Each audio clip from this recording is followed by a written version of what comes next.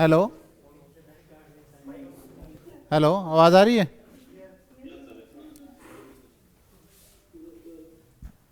Hello.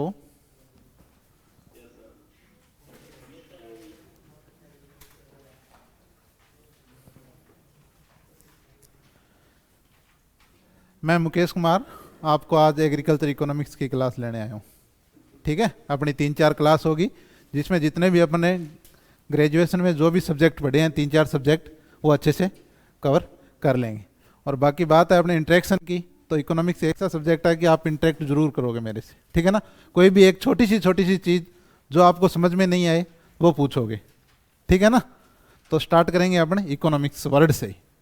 ठीक है ना, जब भी कोई एग्जामिनर जिसको आप पेपर बनाने के लिए बोलेंगे, अपने कोई पेपर बनाने के लिए बोले कोई भी सब्जेक्ट का, तो सबसे पहले क्या सोचेगा वो, सब्जेक्ट का इंट्रोड्यूस कहाँ से हुआ था ये सब्जेक्ट।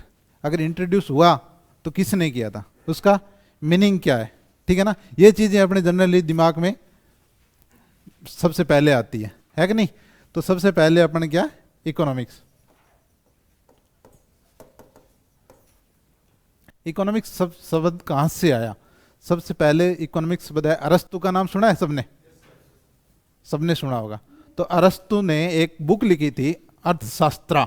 ठीक है ना, ये इंपॉर्टेंट नहीं है इतनी, लिखना नहीं है, आपको नोट्स प्रोवाइड करवा दूंगा क्योंकि ये इकोनॉमिक्स है। अगर लिखने बैठ जाओगे तो समझ में नहीं आएगा। आप ध्यान सिर्फ यहाँ रखो। ठीक है ना, जितना भी मैं करवाऊंगा नोट्स मिल जाएगा, ये पीडीएफ सेव करूंगा, ये पीडीएफ मिल जाएगी आपको। ठीक है ना, तो आप ध्यान यहाँ सीधा बोर्ड पे होना चाहिए। तो अरस्तु था, अरस्तु ने एक बुक लिखी थी अर्थशास्त्र।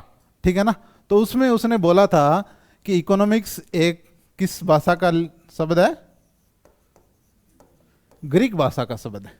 ठीक है ना, तो सबसे पहला क्वेश्चन आ गया, इकोनॉमिक्स कौन सी भाषा का शब्द है, कौन सी लैंग्वेज का? तो ग्रीक।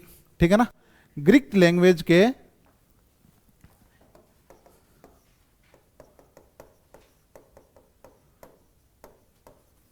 ओइकोनोमोस, या ऐसे बोल सकते हैं, वर्ड से बना हुआ है। ठीक है ना, तो इस वर्ड को उसने बाद में क्या किया था, 2 भागों में डिवाइड किया था, ओइकोस और नोमोस। ठीक है ना, ये ज्यादा इतनी इंपॉर्टेंट नहीं है लेकिन शुरुआत अपन यहां से बहुत जरूरी है। ठीक है ना, तो उसने क्या बोला था कि ओइकोस का मतलब होता है एक household, a household. Oikos means a household, nomos means management. ठीक है ना, मीन्स एक हाउस होल्ड का मैनेजमेंट। इससे क्या समझे आप? आपकी लैंग्वेज में बताओ, जरूरी नहीं किताबी लैंग्वेज में बताओ। ठीक है ना, जब इकोनॉमिक्स किताबी लैंग्वेज में पढ़ना स्टार्ट कर देंगे समझ में नहीं आएगी। ठीक है, बताओ ए हाउस होल्ड मैनेजमेंट से आप क्या समझते हो? हाँ, जो भी एक हाउस होल्ड पे, ठीक है ना, जितनी भी अपनी इकोनॉमिक एक्टिविटी होती है उनके बारे में अपन स्टडी करेंगे तो वो क्या होगी, अपनी इकोनॉमिक्स। ठीक है ना, ये जनरल सी बात है। ठीक है ना, तो अपने इसको क्या बोला था, oikos means household, nomos means management, that's. ठीक है ना, आई समझ में कुछ? ठीक है ना, ये तो था बिल्कुल जनरल सा अपना इंट्रोडक्शन। अरस्तु के बाद में आया एक इकोनॉमिस्ट, बहुत ही इंपॉर्टेंट है, एडम स्मिथ। आप सबने सुना होगा।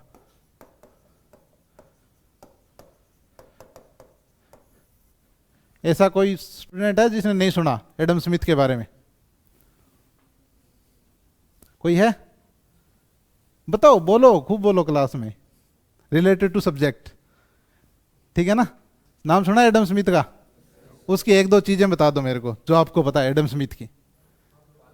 Father of economics, very good. ठीक है, और कोई उसने बुक वगैरह लिखी थी? कौन सी बुक थी वो? कौन सी बुक थी? Wealth of nation. ठीक है ना, तो इसने इकोनॉमिक्स को किस से रिलेटेड किया, रिलेट्स किया था?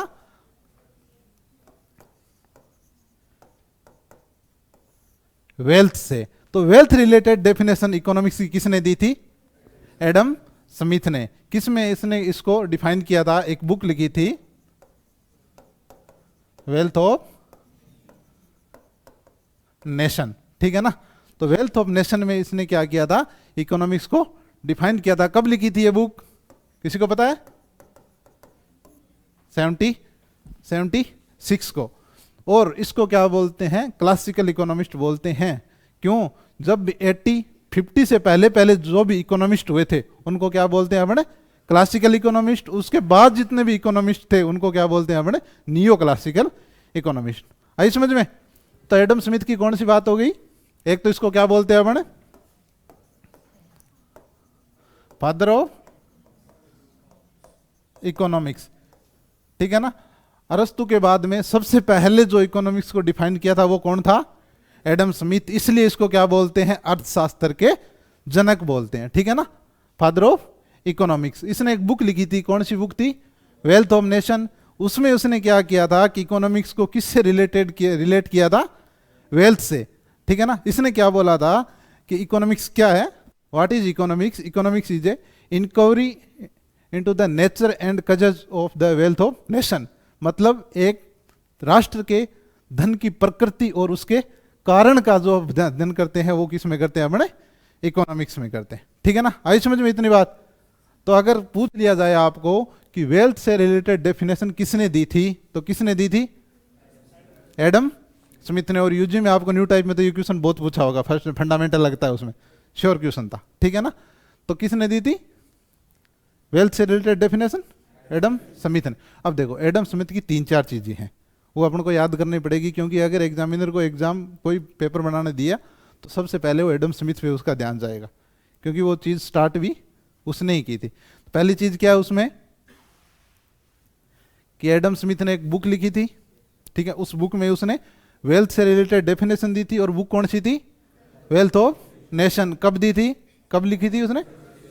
ठीक है। तो उसने क्या बोला था इकोनॉमिक्स के बारे में? बताओ क्या बोला था? कि इकोनॉमिक्स क्या है? एक राष्ट्र के धन, ठीक है ना, वेल्थ ऑफ नेशन जो भी है उसके नेचर और कजेज, उसकी प्रकृति और उसके कारण का अपन जिसमें अध्ययन करते हैं वो क्या है? इकोनॉमिक्स है, ठीक है ना। लेकिन अपन देखा है कि इकोनॉमिक्स में क्या है, कोई भी आज तक जितने भी सब्जेक्ट पढ़े हैं, किसी ने कोई डेफिनेशन दी है, किसी के बारे में कुछ बताया है, तो उसको क्रिटिसाइज करने वाले जरूर होंगे, है कि नहीं? आप भी पढ़ते हो तो आपको भी क्रिटिसाइज करने वाले बहुत होंगे, ठीक है ना। तो उस तरीके हिसाब से एडम स्मिथ को भी क्रिटिसाइज करने वाले बहुत थे। तो सबसे पहले इसको क्रिटिसाइज किसने किया था? जो बहुत इंपॉर्टेंट है, अल्फ्रेड मार्शल का नाम सुना है? सुना है क्या अल्फ्रेड मार्शल का नाम? नहीं सुना? ऐसे कैसे हो गया? तो इसको क्रिटिसाइज किया था अल्फ्रेड मार्शल ने। उसने बोला था भैया धन का अध्ययन करना ही अपना इकोनॉमिक्स नहीं है, इसमें कुछ अदर चीजें भी होती है, तब इसको क्या बोलेंगे? अपने इकोनॉमिक्स बोलेंगे, ठीक है ना। तो इसलिए एक बात और आपको पता हो तो, इकोनॉमिक्स को अपन क्या बोलते हैं? सोशल साइंस भी बोलते हैं। सुना है क्या कभी? इकोनॉमिक्स को क्या बोलते हैं? Social science. इकोनॉमिक्स को ये भी बोलते हैं कि मदर ऑफ सोशल साइंस, ठीक है ना। आगे समझ में? तो इकोनॉमिक्स क्या है? कि सोशल साइंस भी है। इसमें जितनी भी अपने सोसाइटी में जितनी इकोनॉमिक एक्टिविटी है उनका क्या करते हैं? अपन स्टडी करते हैं, ठीक है ना। इसलिए इसको क्या बोलते हैं? Social science. Economics as a art as well as a science, यह भी पढ़ा होगा, ठीक है ना। हाउ? कैसे? अपन बोल तो देते हैं ठीक है इकोनॉमिक्स एक आर्ट है और साइंस भी है। कैसे है? आर्ट में क्या होता है? कला, ठीक है ना। बहुत सारी अपने प्रॉब्लम्स आती है अपने सामने जब भी कोई हाउस होल्ड मैनेजमेंट करते हैं तो, ठीक है ना। कैसे? या अपने इसको रिलेट करते हैं अपने एग्रीकल्चर इकोनॉमिक्स से, अपने फील्ड से। तो कैसे? जैसे अपने रिसोर्सेज है जितने भी, कब, कहाँ, कैसे, ठीक है ना, कितनी क्वांटिटी में यूज करें, है कि नहीं। बहुत सारी प्रॉब्लम आती है नहीं, इसलिए आप फार्म प्लानिंग करते हो पहले, फार्म बजटिंग, ठीक है, करते हो कि नहीं करते? तो वो प्रॉब्लम कौन सोल्व करता है? ठीक है ना। 2-3 प्रिंसिपल दिए हैं, ठीक है ना। प्रोडक्ट फैक्टर प्रोडक्ट, ठीक है ना, वो सॉल्यूशन करते हैं। तो वो क्या है? एक आर्ट है, ठीक है ना। जितनी भी प्रॉब्लम होगी उनको वो किस तरह से सॉल्यूशन करते हैं, ठीक है ना। साइंस कैसे है?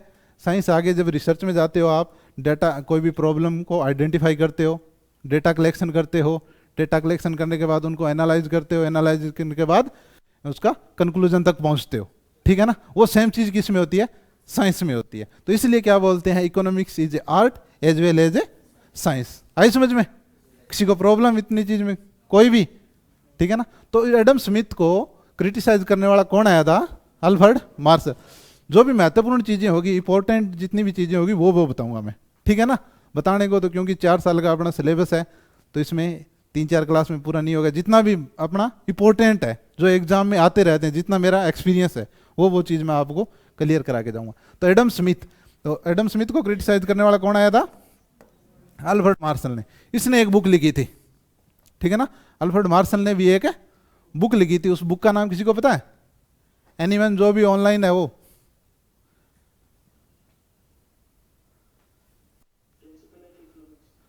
क्या लिखी थी? Principle of economics. पूरे सिद्धांतों पर चलने वाला आदमी था ये। प्रिंसिपल ऑफ,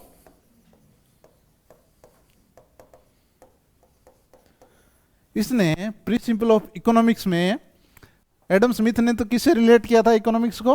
वेल्थ से। लेकिन इसने किससे रिलेट किया था?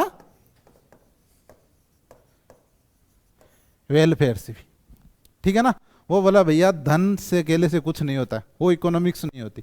सोशल साइंस है तो इसमें लोगों का, जितने भी सोसाइटी में लोग रहते हैं उनका कल्याण भी बहुत जरूरी है। तो लोगों का कल्याण में जितनी भी प्रोसेस होती है वो भी क्या होती है, किस में आती है? अपनी इकोनॉमिक्स में आती है, ठीक है ना। इसने 2-3 चीजें और दी थी, वो भी यहां मैं आपको क्लियर कर देता हूं। एक तो आपने पढ़ा है कभी इलास्टिसिटी ऑफ डिमांड? सुना है कभी? वो चीज किसने दी थी? अल्फ्रेड मार्शल ने दी थी। एक चीज और बहुत इंपॉर्टेंट चीज है, वो मैं यहीं आपको कॉन्सेप्ट क्लियर करवा दूंगा।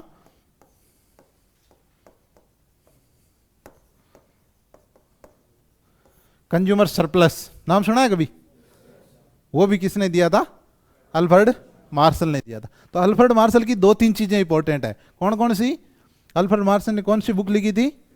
Principle of economics. मैं ये चाहता हूं कि आप मोस्ट ऑफ द चीज 90% चीजें यहीं आप क्लियर करके जाओ, ठीक है ना। तो ये किसने, अल्फ्रेड मार्शल ने कौन सी बुक लिखी थी? Principle of economics. किसको क्रिटिसाइज किया था इसमें? एडम स्मिथ को। तो इसने इकोनॉमिक्स को किससे रिलेट किया था? किससे? वेलफेयर, ठीक है ना। तब आ गई वेलफेयर रिलेटेड डेफिनेशन किसने दी थी? तो किसने दी थी? अल्फ्रेड मार्शल ने। क्योंकि ये सिद्धांतों पर चलने वाला आदमी था, इसलिए ये लोगों के कल्याण के बारे में सोचता था। वेलफेयर का हिंदी में क्या बोलते हैं? कल्याण, ठीक है। आ गया समझ में? तो ये कंज्यूमर सरप्लस और इलास्टिसिटी ऑफ डिमांड किसने दिया था? ठीक है, आगे समझ में दोनों? कोई दिक्कत दोनों में? अगला देखो, इसको भी एक क्रिटिसाइज करने वाला और आ गया था, ठीक है ना। वो कौन था? कोई बता सकता है? अगला जिसने स्कैरसिटी रिलेटेड डेफिनेशन दी थी, और वो डेफिनेशन जो अपने एग्रीकल्चर इकोनॉमिक्स में एग्जैक्ट सही बैठती है, ठीक है ना। कौन था? लियोन रॉबिन्स, ठीक है ना। लियोन रॉबिन्स, इसने जो डेफिनेशन दी थी वो इसने एक पब्लिश किया था, पेपर पब्लिश किया था, बुक नहीं थी एक्चुअली। इसने एक पब्लिकेशन किया था, उसमें इसने स्कैरसिटी रिलेटेड डेफिनेशन, स्कैरसिटी का हिंदी में क्या बोलते हैं? दुर्लभता या कमी। तो इसने क्या बोला था कि नहीं ऐसा नहीं होता कि धन और कल्याण, वेल्थ और वेलफेयर से आगे भी कुछ चीजें हैं जो अपन इकोनॉमिक्स में क्या ऐड कर सकते हैं। तो इसने एक किससे रिलेट किया था इकोनॉमिक्स को? स्कैरसिटी। स्कैरसिटी का मतलब दुर्लभता। इसने क्या बोला था कि एक ऐसे ह्यूमन बिहेवियर का अध्ययन करती है इकोनॉमिक्स, जिसमें क्या अपनी इच्छाएं तो क्या होती है? अपने वांट्स क्या है? अनलिमिटेड, बहुत सारी इच्छाएं। आज जब बैठे हैं तो क्या क्या सोचते रहते हैं, पता नहीं ये भी कर लूं, ये भी कर लूं, है कि नहीं। तो उन इच्छाओं को पूर्ति करने के लिए अपने पास जितने भी रिसोर्सेज है वो क्या है? लिमिटेड है कि नहीं। स्कैरसिटी है, उनकी कमी है कि नहीं। होता है कि नहीं? अपनी इच्छाएं तो क्या होती है? एक कंज्यूमर की या एक ह्यूमन की बहुत सारी होती है, लेकिन उसको पूर्ति करने के लिए अपने पास रिसोर्सेज क्या होते हैं? लिमिटेड होते हैं। तो अब ये देखने वाली ये बात होती है कि वो किस तरह से उन रिसोर्सेज का मैनेजमेंट करता है, या उनका किस तरह से अल्टरनेट यूज करता है, ताकि उसको क्या मिले? मैक्सिमम सेटिस्फैक्शन मिले, ठीक है ना। अगर कंज्यूमर है तो उसको क्या मिलेगा? Maximum satisfaction. अगर अपन इसको एग्रीकल्चर से रिलेट करें, एग्रीकल्चर इकोनॉमिक्स से, तो अपने पास क्या अपन चाह रहे हैं, मैक्सिमम प्रोडक्शन ले अपने फील्ड पे, है कि नहीं, 100 क्विंटल 200 क्विंटल पर हेक्टेयर। लेकिन उस प्रोडक्शन को करने के लिए अपने पास जो रिसोर्सेज है वो क्या है, बहुत ही लिमिटेड है, ठीक है ना। भूमि है, लिमिटेड है, ठीक है ना। जो भी इरिगेशन है उसके लिए वाटर क्या है, लिमिटेड है अपने, 7 दिन में एक बार बारी आएगी अपनी, है कि नहीं। तो वो अब अपन को यहाँ क्वेश्चन ये होता है कि अपन उसको किस तरह से मैनेजमेंट करते हैं रिसोर्सेज को, ताकि अपन को क्या मिले, मैक्सिमम प्रोडक्शन मिले। और वो अपने इस तरह से अगर कंज्यूमर के हिसाब से देख लिए तो एक छोटा सा एग्जांपल ले लेते हैं कि किसी का बर्थडे है, ठीक है ना, किसी का आज बर्थडे है, तो उसकी क्या इच्छाएं बहुत सारी हो रही है कि बढ़िया से होटल में बर्थडे सेलिब्रेट करूं, अच्छी सी ड्रेस लाऊं, अच्छा बड़ा केक लाऊं, दोस्तों को भी खुश करूं शाम को, ठीक है ना। तो बहुत सारी इच्छाएं हैं, लेकिन उसके पास सिर्फ क्या है, 500 रुपये, ठीक है ना। तब वो 500 रुपये, इसके बाद इच्छाएं तो क्या अनलिमिटेड, ठीक है ना, लेकिन रिसोर्स क्या है उसके पास, लिमिटेड ही है। ये बेचारे ने 2-4 महीने से इकट्ठे किए हुए 100-200 रुपये पर महीने के बचा के, ठीक है ना। तो अब इन 500 रुपये को ऐसे यूज करेगा, दोस्तों को भी खुश रखे, बर्थडे भी अच्छे से मना ले, ड्रेस भी अच्छी ले आए। तो कुछ चीज़ें इसमें उसको क्या करनी पड़ेगी, सेक्रीफाइस भी करनी पड़ेगी, ठीक है ना, क्योंकि ये सारी चीज इच्छा तो पूर्ति नहीं होगी इससे। तो वो क्या अल्टरनेट यूज करेगा। अल्टरनेट का मतलब क्या होता है, कुछ चीज़ें अपन किसी के बदले कुछ सेक्रीफाइस करें, ठीक है ना। तो वो डेफिनेशन किसने दी थी, स्कैरसिटी रिलेटेड रॉबिन्सन ने। क्या कि अपने पास जितने अनलिमिटेड क्या है वांट्स है और लिमिटेड रिसोर्सेज है, तो लिमिटेड रिसोर्सेज को इस तरह से यूज करे ताकि अपन को क्या मिले, अल्टरनेट यूज करे ताकि अपन को क्या मिले, मैक्सिमम सेटिस्फेक्शन मिले, बहुत सारी लगभग इच्छाएं अपनी क्या हो जाए, पूरी हो जाए, ठीक है। आई समझ में, कोई दिक्कत किसी को इतनी चीज में। आगे एक और आया था सैमुअल्सन, ठीक है ना, तो इसकी इतनी ज्यादा इंपॉर्टेंट नहीं है, लेकिन इसने क्या किया था, ग्रोथ रिलेटेड डेफिनेशन दी थी। किससे रिलेटेड, ग्रोथ रिलेटेड। अब क्वेश्चन कहां से उठेगा, डायरेक्ट क्वेश्चन उठेगा wealth related, welfare related, scarcity related और ग्रोथ रिलेटेड। चारों इकोनॉमिस्टों के नाम आपको याद करने रह जाएंगे याद, कोई दिक्कत किसी को। बुक किस किसने लिखी थी, एडम स्मिथ ने, और दोनों की बुक इंपॉर्टेंट है, ठीक है ना। तो दोनों की बुक का नाम याद कर लेना, और फादर ऑफ इकोनॉमिक्स, ठीक है ना, और ग्रीक वर्ड, ये इतनी इंपॉर्टेंट चीज है, ठीक है ना, और ज्यादा इंपॉर्टेंट चीज नहीं है इसमें इंट्रोडक्शन में, ठीक है ना। उसके बाद क्या थी, पहले जो क्लासिकल इकोनॉमिस्ट थे उनकी अप्रोचेज थी कि इकोनॉमिक्स में अपन क्या क्या करते हैं, ठीक है ना। तो वो क्या थी, ट्रेडिशनल अप्रोच थी उनकी, ठीक है ना। उसके बाद एक इकोनॉमिस्ट आया था रगनार फ्रीस, कभी नाम सुना है, नहीं सुना, ठीक है ना। तो रगनार फ्रीस आया था 1933 में, उसने क्या दी थी, मॉडर्न अप्रोच दी थी इकोनॉमिक्स की, ठीक है ना। पहले क्या बोलते थे कि ट्रेडिशनल अप्रोच में कि पहले तो क्या करते हैं अपन,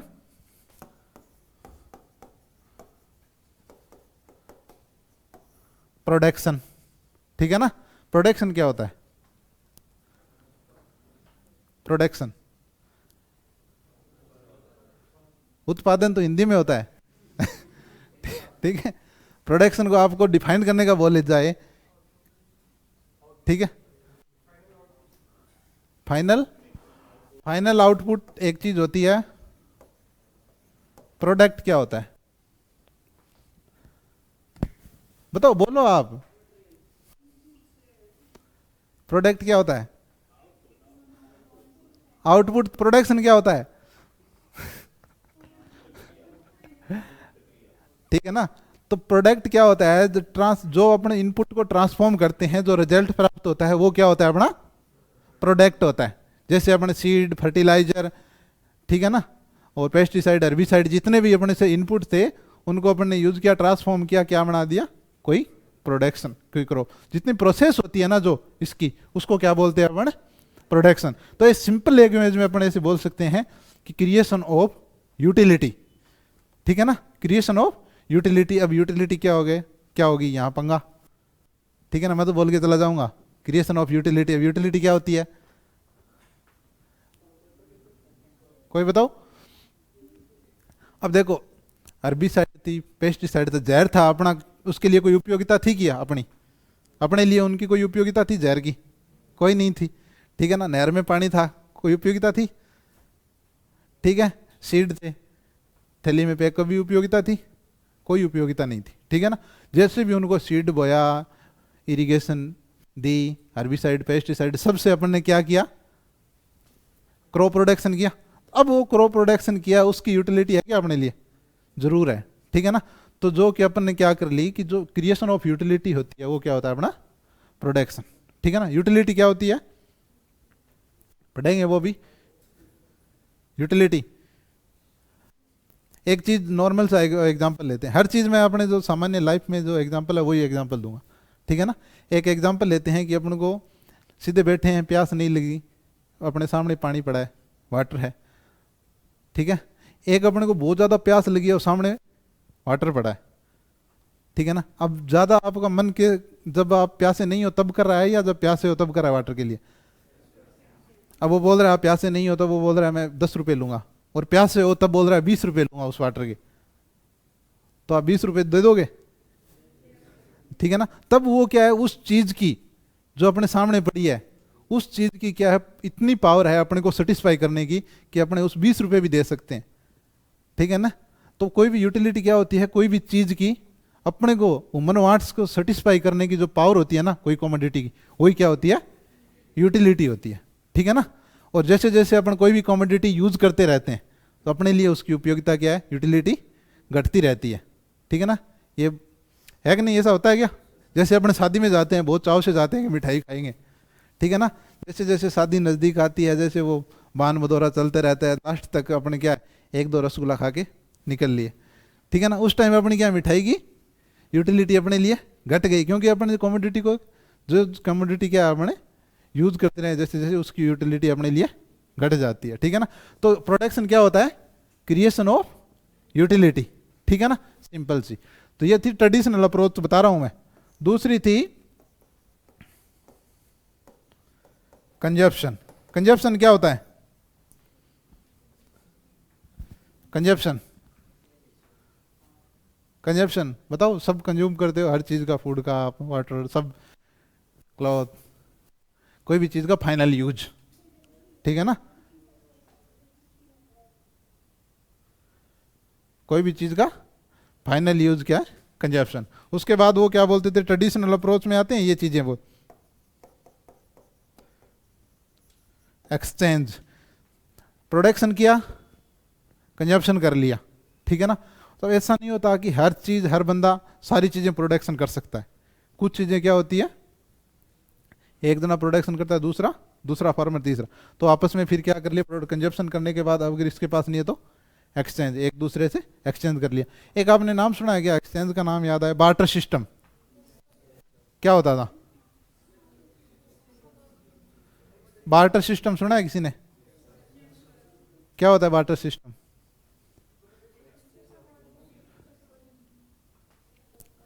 एक्सचेंज बिटवीन टू कमोडिटीज, ठीक है ना। क्या, कमोडिटी के बदले कमोडिटी का एक्सचेंज करना, ठीक है ना। कोई एग्जांपल याद है आपको? पहले गांव में वो आते थे ऊंट गाड़ा वाले या ट्रैक्टर वाले, जो सब्जी लेके आते थे, और अपने बुजुर्ग क्या करते थे, उनको गेहूं वगैरह डाल दो, आधा किलो, सुना है ना। वो तो ठीक है, चल जाता है, वो आधा किलो कर लेते हैं, 2 किलो। ऐसा अगर इंसान और पशुओं को करना हो तो आधा, डेढ़, 2, पौनी 2 हो सकता है क्या? नहीं हो सकता ना।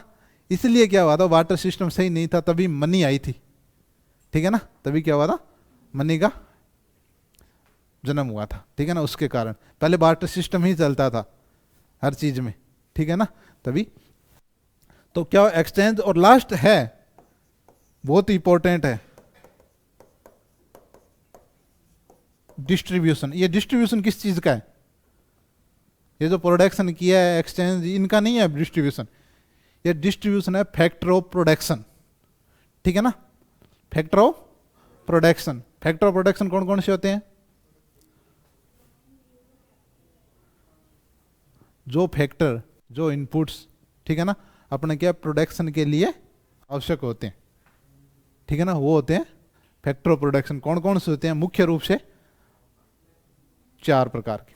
ठीक है, कौन कौन से? लैंड, लेबर, कैपिटल और लास्ट क्या होता है कैपिटल के अलावा? एंटरप्राइज बोल देते हैं, मैनेजमेंट बोल देते हैं, बात एक ही है, ठीक है ना। तो ये डिस्ट्रीब्यूशन किसका है? जो अपने क्या है,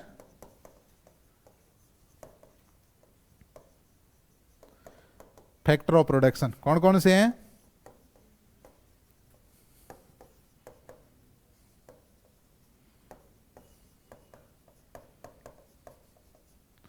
चौथा है मैनेजमेंट, ठीक है।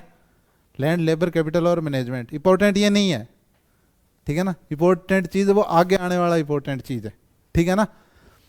लैंड की सप्लाई क्या होती है पता है आपको? क्या होती है? फिक्स होती है कि नहीं? सप्लाई ऑफ लैंड क्या होती है? फिक्स होती है। इसलिए elasticity of supply of land क्या होती है? इनइलास्टिक होती है। ये बताऊंगा इनइलास्टिक क्या होता है, ये सारी चीज खुल के बताऊंगा मैं, ठीक है ना। उससे पहले सप्लाई क्या होती है?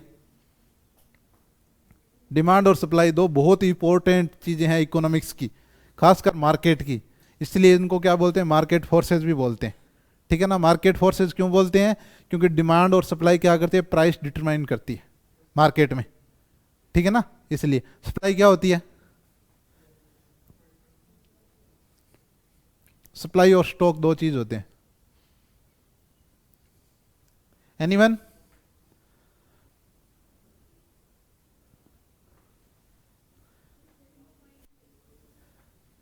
सप्लाई आप हर चीज की, आप फार्मर्स के अगर बेटा बेटी हैं तो आप सप्लाई जरूर पता होना चाहिए।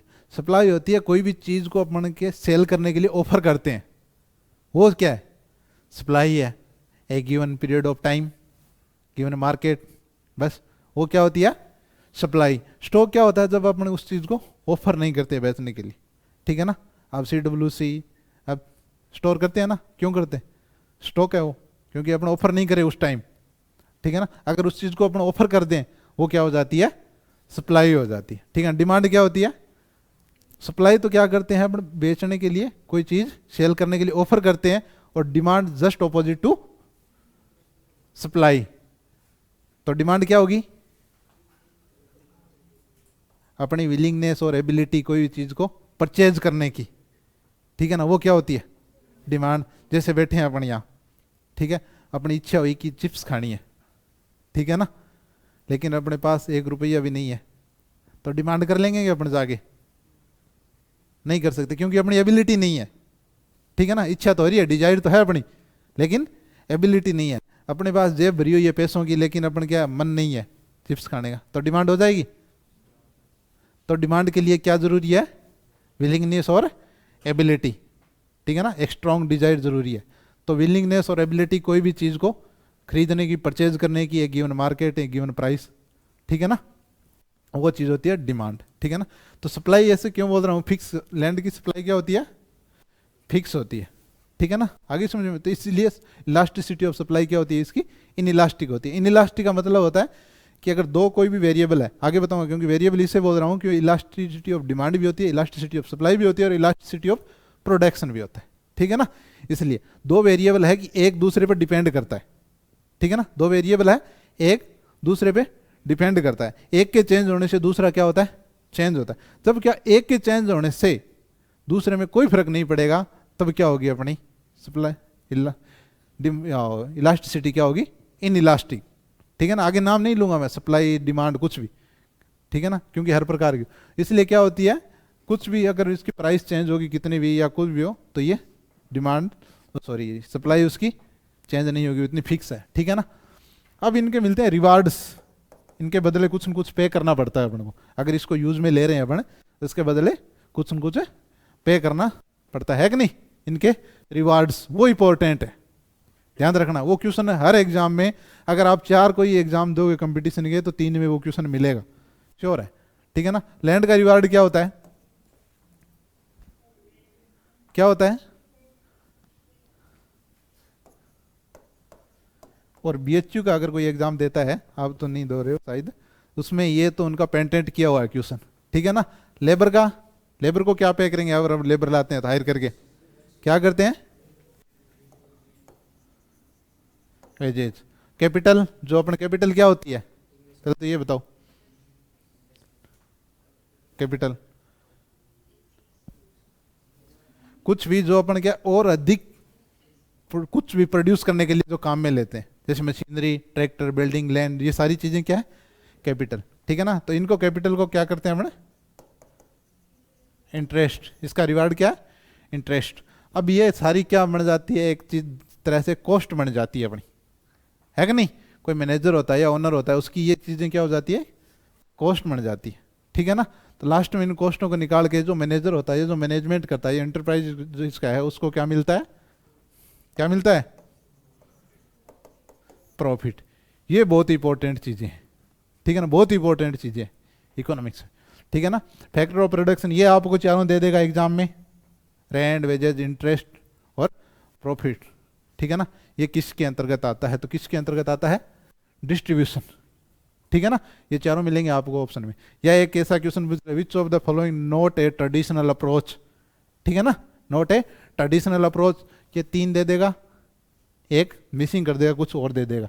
ठीक है ना, तो याद हो गई, प्रोडक्शन, कंजप्शन, एक्सचेंज और डिस्ट्रीब्यूशन। डिस्ट्रीब्यूशन क्या, फैक्टर ऑफ प्रोडक्शन का डिस्ट्रीब्यूशन। जब आप प्रोडक्शन करते हैं तो किस तरह से डिस्ट्रीब्यूट करते हैं, लैंड को किस तरह से डिवाइड करते हैं। एक labour of, division of labour सुना है कभी, किसने दिया था, डिवीजन ऑफ लेबर, एक प्रिंसिपल दिया था छोटा सा, एडम स्मिथ ने दिया था।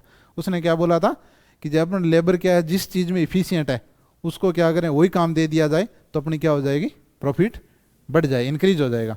लाइक जैसे कोई माली बोलते हैं अपन, जैसे हॉर्टिकल्चर वगैरह, वेजिटेबल वगैरह में जो लेबर होती है, वो अगर उनको एग्रीकल्चर में जो प्रोडक्शन करते हैं फूड का, उसमें ले आए तो वो इतना इफिशियंट नहीं होगा।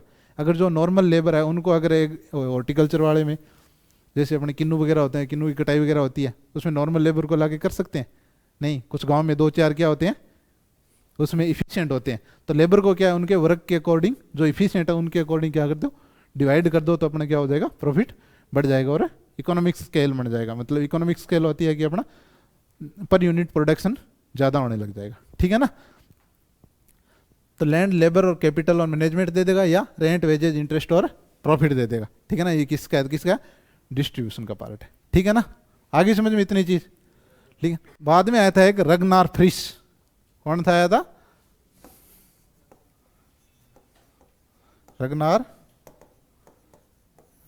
फ्रिश। ठीक है ना, कब है,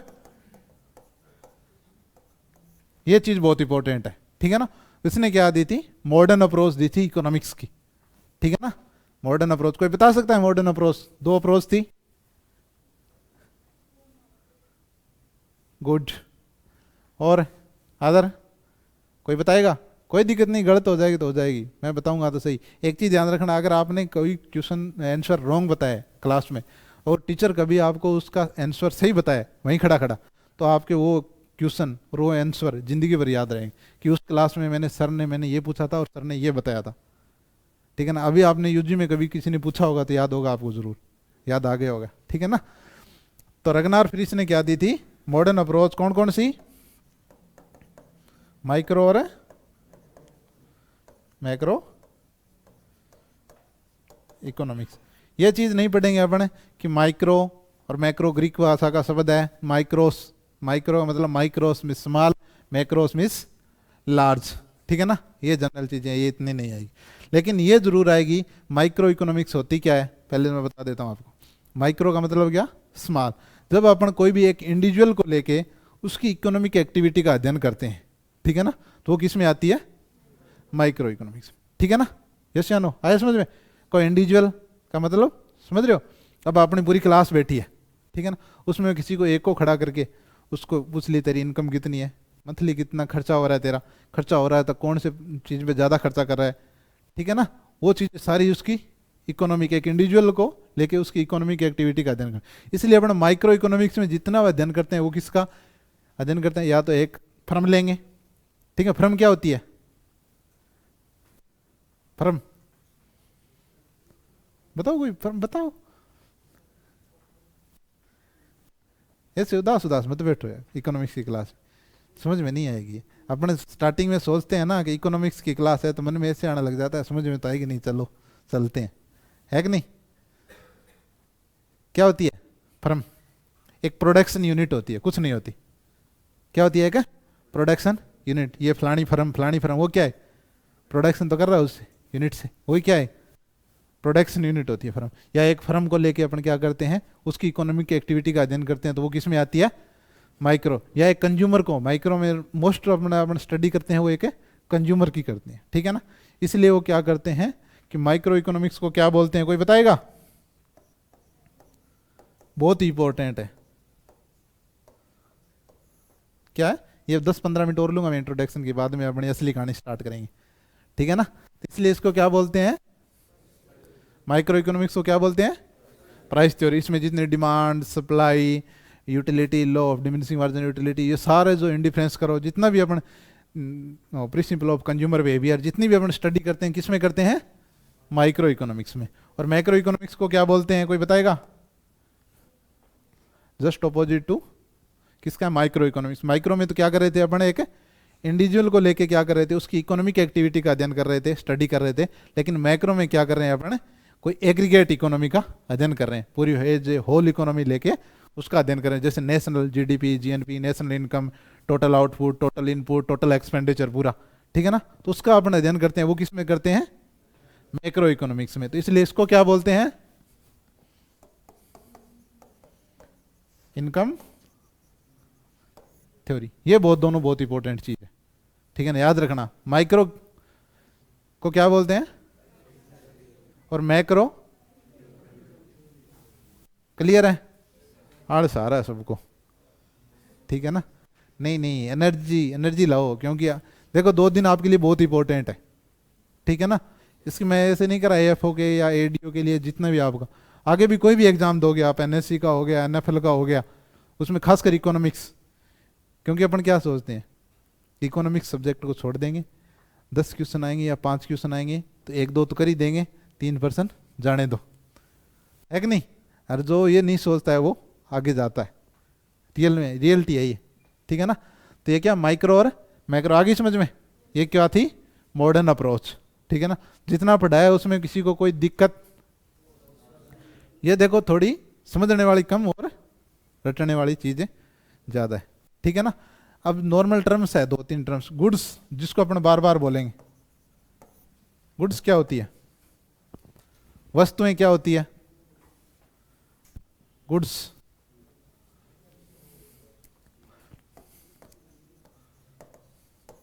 सर्विसेज या सर्विस।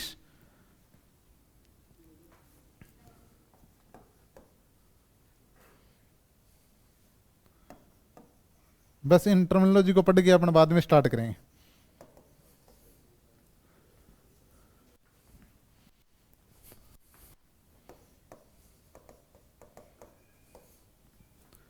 गुड्स क्या होती है, कोई बताएगा? Goods, no, okay, primary products, anyone?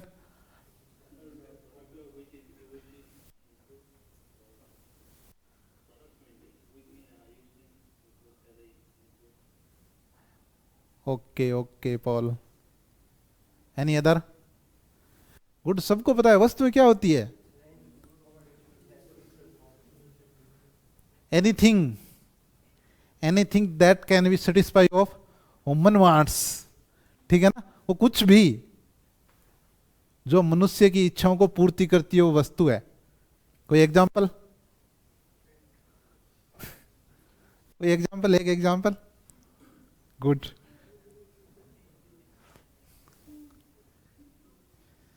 Mic, पूरा पेन, बोर्ड, बुक, टेबल, हजारों एग्जांपल है। बुक वस्तु क्या है पता नहीं, वस्तु की एग्जांपल, ठीक है ना। कुछ भी जो मनुष्य को इच्छाओं को पूर्ति करे वो क्या है? गुड्स है। और सर्विस, दोनों नाम साथ साथ में आए, गुड्स एंड सर्विस। सर्विस क्या होती है?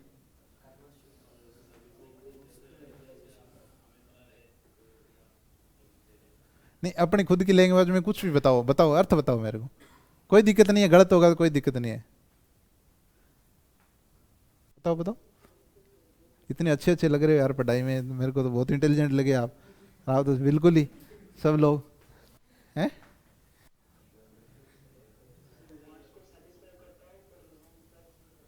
कुछ और बताऊंगा, मैं करेक्टरिस्टिक बताऊंगा, गुड्स और सर्विसेज के कुछ अदर भी करेक्टरिस्टिक बताऊंगा। पहले जो भी चीजें मेन चीज है वहां से दोनों को रिलेट कर रहा हूं मैं, डोंट वरी। बताओ सर्विसेज, अब मैं क्या कर रहा हूँ, मेरी सर्विस दे रहा हूँ, अब किस तरह से डिफाइन करोगे आप?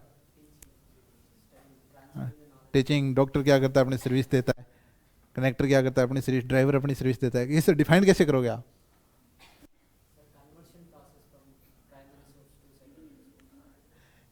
एनी एक्ट और परफॉर्मेंस, बस। क्या? एनी एक्ट और performance that can one party offer for other party, ठीक है ना। कुछ भी एक्ट हो सकता है या परफॉर्म जो एक पार्टी क्या करती है दूसरी पार्टी के लिए ऑफर करती है। जैसे मैं टीचर हूँ, आप स्टूडेंट हो, मैं क्या करूँ, मेरी सर्विस क्या कर रहा हूँ, आपके लिए कुछ ऑफर कर रहा हूँ, वही क्या है, सर्विस, ठीक है ना, समझे? आगे अब इनमें थोड़ा सा डिफरेंस है। वस्तु को आप छू सकते हो क्या? टच कर सकते हो वस्तु को? नहीं कर सकते? गुड, ठीक है ना। और सर्विस को? ठीक है ना, ठीक है ना। तो क्या होता है, गुड्स क्या होती है, टेंजिबल होती है, यस या नो? गुड्स क्या होती है, टेंजिबल, जिसको क्या कर सकते हैं अपन, टच कर सकते हैं। लेकिन सर्विस को क्या, टच, इनटेंजिबल होती है। सर्विस क्या होती है, intangible, one thing. Other thing, दो नेचर होते हैं, ठीक है ना। कौन कौन से आपने पढ़ा होगा, पेरिसेबल और ड्यूरेबल।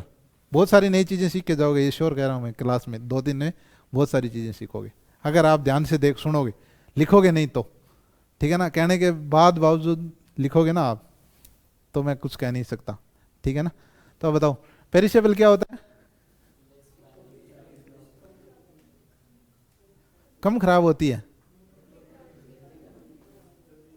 जिसको अपन लंबे टाइम तक स्टोर करके नहीं रख सकते, ठीक है ना, इन नेचुरल कंडीशन, ठीक है ना, इन नेचुरल कंडीशन, ठीक है ना। और ड्यूरेबल क्या होता है, जिसको अपन लंबे टाइम तक स्टोर करके रख सकते हैं, ठीक है। कोई एग्जांपल ड्यूरेबल का?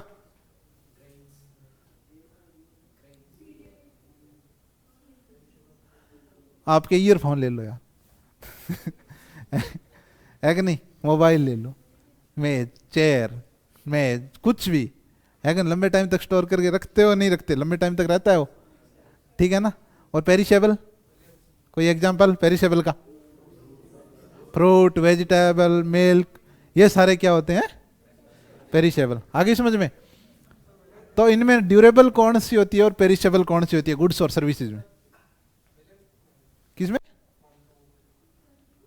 फोन का बैलेंस क्या है, एक सर्कुलेशन प्रोसेस है, वो टिकता नहीं है एक जगह, ठीक है ना। देखो 1 मिनट, पेरिसेबल और ड्यूरेबल दो चीज है, गुड्स और सर्विस दो चीज है। पेरिसेबल कौन सी होगी, गुड्स होगी पक्का। गुड्स क्या होगी, ड्यूरेबल, जैसे मैंने बताया चेयर, मेज, और लगभग क्या होती है, ड्यूरेबल। ऐसे एग्जांपल। और एक चीज और, इसमें बहुत ही अपवाद मिलेंगे, एक्सेप्शन मिलेंगे इसमें, इकोनॉमिक्स में, ठीक है ना। तो हम हर चीज ऐसे मान के चलेंगे कि ये चीज ऐसे हो तभी ये चीज ऐसे होती है। जितने भी प्रिंसिपल पढ़ेंगे उसमें एक चीज होती है, बहुत बता देता हूं आपको पहले, सेटेरस पेरिबस, सुना है नाम कभी, सेटेरस पेरिबस का? नहीं सुना यार, ये क्या बात है। सेटेरस पेरिबस का किसने सुना है नाम? सेटेरस पेरिबस मीन्स होता है other thing remain constant, other thing remain constant. जितने भी अन्य कारक जिसकी अपन बात कर रहे हैं उसके अलावा जितने भी कारक है उसको प्रभावित करने वाले, वो क्या मान के चलते हैं अपन, कांस्टेंट, स्थिर रहेंगे, उनमें कोई चेंज नहीं आएगा। जैसे अपन क्या करते हैं, लॉ ऑफ डिमांड पढ़ते हैं, ठीक है ना, उसमें क्या बोलते हैं कि प्राइस चेंज होने से डिमांड में चेंज होगा, ठीक है ना।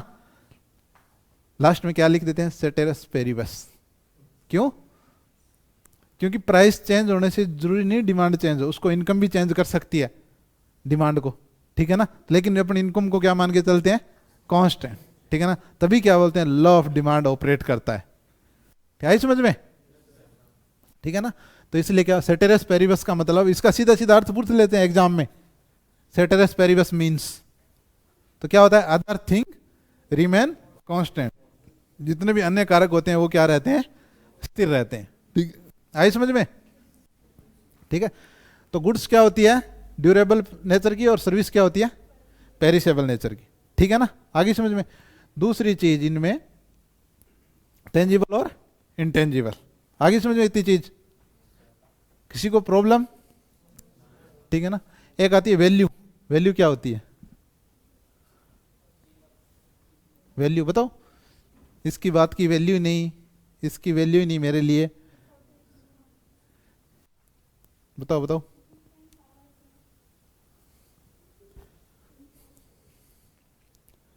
वैल्यू होती है एक्सचेंजेबिलिटी। समझ रहे हो? एक्सचेंज करने की कोई चीज की कैपेसिटी। ठीक है ना। जैसे पार्ले जी का बिस्किट है, एक कोई अदर बिस्किट है, पार्ले जी के बिस्किट के अपने 5 रुपए दे के आते हैं, उसके 10 रुपए दे, तो उस पार्ले जी की बिस्किट है, उसकी वैल्यू कितनी है, 5 रुपए। तब अपन 5 रुपए के बदले उसको एक्सचेंज करते हैं। ठीक है ना। कोई भी चीज की क्या एक्सचेंजेबिलिटी होती है, वो क्या होती है, उसकी वैल्यू होती है। ठीक है ना। एक होती है प्राइस। प्राइस क्या होता है? प्राइस बताओ, सबको पता है प्राइस। पूरे दिन आप दिन में 15 बार नाम लेते हो प्राइस, मूल्य। क्या? एमआरपी। हाँ ठीक है, होती क्या है वो एमआरपी? क्या होती है पी? वो क्या होता है? तो वही तो पूछ रहा हूं मैं। प्राइस। जब अपन कोई भी कमोडिटी की वैल्यू को मॉनेटरी टर्म में मेजर करते हैं, ठीक है ना, कोई भी चीज की वैल्यू को, तब अपन मॉनेटरी टर्म मतलब समझ रहे हो, मनी में। ठीक है ना। तब अपन किसको, इसको मेजर करते हैं, तो वो उसकी क्या हो जाती है फिर, प्राइस। के 5 रुपए के बदले वो एक बिस्किट के पैकेट ले आया, ठीक है ना, उसकी वैल्यू कितनी थी, 5 रुपए बराबर। अपन ने किस में मेजर किया उसको, मनी में, कि 5 रुपए के बराबर है, तो ले 5 रुपए बिस्किट का पैकेट दे दे। ठीक है ना। जब किसी भी कोई भी कमोडिटी की वैल्यू को अपन किस में, मॉनेटरी टर्म में मेजर करेंगे, मॉनेटरी टर्म मतलब मनी, तब क्या होगा, उसको क्या बोलेंगे अपन, प्राइस बोलेंगे। ठीक है, आगे समझ में? उसके बाद क्या, यूटिलिटी। ये बहुत इंपॉर्टेंट है। यूटिलिटी मैंने पहले ही बताया, किसको बोलते हैं,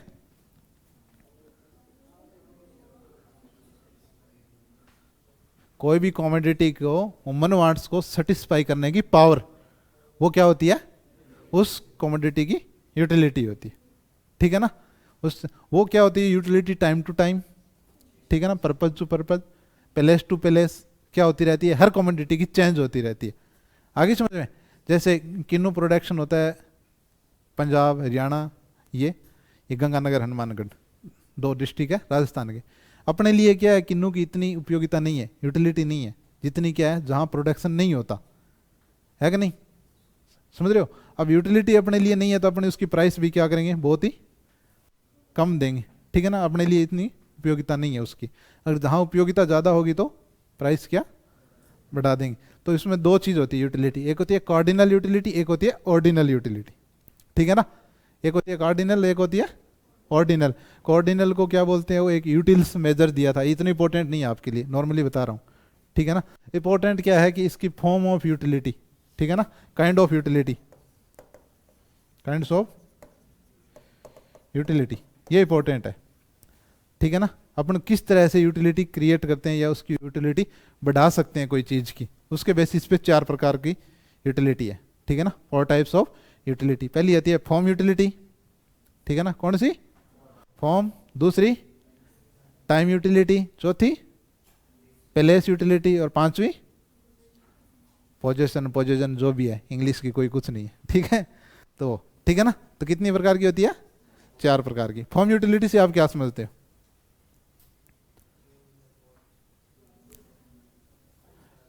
कोई भी चीज की या कमोडिटी की प्रोसेसिंग करके उसके रंग, कलर, रूप, आकार में चेंज करके, साइज, इनमें क्या चेंज करके, उसमें जितनी यूटिलिटी अपन क्या करते हैं, क्रिएट करते हैं या इंक्रीज करते हैं, उसको क्या। जैसे एक एग्जांपल, ये तो बहुत इजी चीजें हैं, कोई एग्जांपल, एक पोटैटो, कोई काम का नहीं पड़ा था, एक पोटैटो पड़ा था, 8 ना 50 पैसे का होगा मुश्किल से, ठीक है ना, उसको प्रोसेसिंग की, ठीक है ना, 2 पैकेट चिप्स बन गए, ठीक है ना, अब कितने के हो गए वो, कितना होगा, ठीक है ना। तो उसकी क्या प्रोसेसिंग के थ्रू कुछ यूटिलिटी नहीं थी अपने लिए उसकी, ऐसे ही पड़ा था, लेकिन अब कितने का हो गया वो, 20 रुपए का या 40 रुपए का, जितना भी। तो अपन ने कैसे बढ़ाई उसकी यूटिलिटी, ठीक है ना, प्रोसेसिंग करके, ठीक है ना। तो वो कौन सी होती है, फॉर्म यूटिलिटी, ठीक है ना, कौन सी होती है, फॉर्म यूटिलिटी। दूसरी आती है टाइम यूटिलिटी, ठीक है ना। टाइम यूटिलिटी कैसे होती है, जब अपन कोई चीज़, अपने क्या है, एग्रीकल्चर प्रोडक्शन का एक बहुत ही करेक्टरिस्टिक है, ऐसे बोल सकते हैं, क्या है कि सीजनल प्रोडक्शन, सीजनली प्रोडक्शन, ठीक है ना। एक सीजन आता है तभी क्या होता है, प्रोडक्शन होता है। सीजन आता है, प्रोडक्शन होता है, उसमें क्या होता है, बफर प्रोडक्शन या हार्वेस्टिंग का टाइम होता है, उस टाइम क्या होती है, बहुत ज़्यादा प्रोडक्शन होता है, उस टाइम उसकी क्या होता है, इतनी यूटिलिटी। प्याज आपने देखा, ऑनियन का एग्जांपल लेते हैं, ऑनियन क्या हार्वेस्टिंग के टाइम 3 रुपये किलो, 4 रुपये, ठीक है ना, 4 रुपये पर केजी या 5 रुपये पर केजी, यस या नो।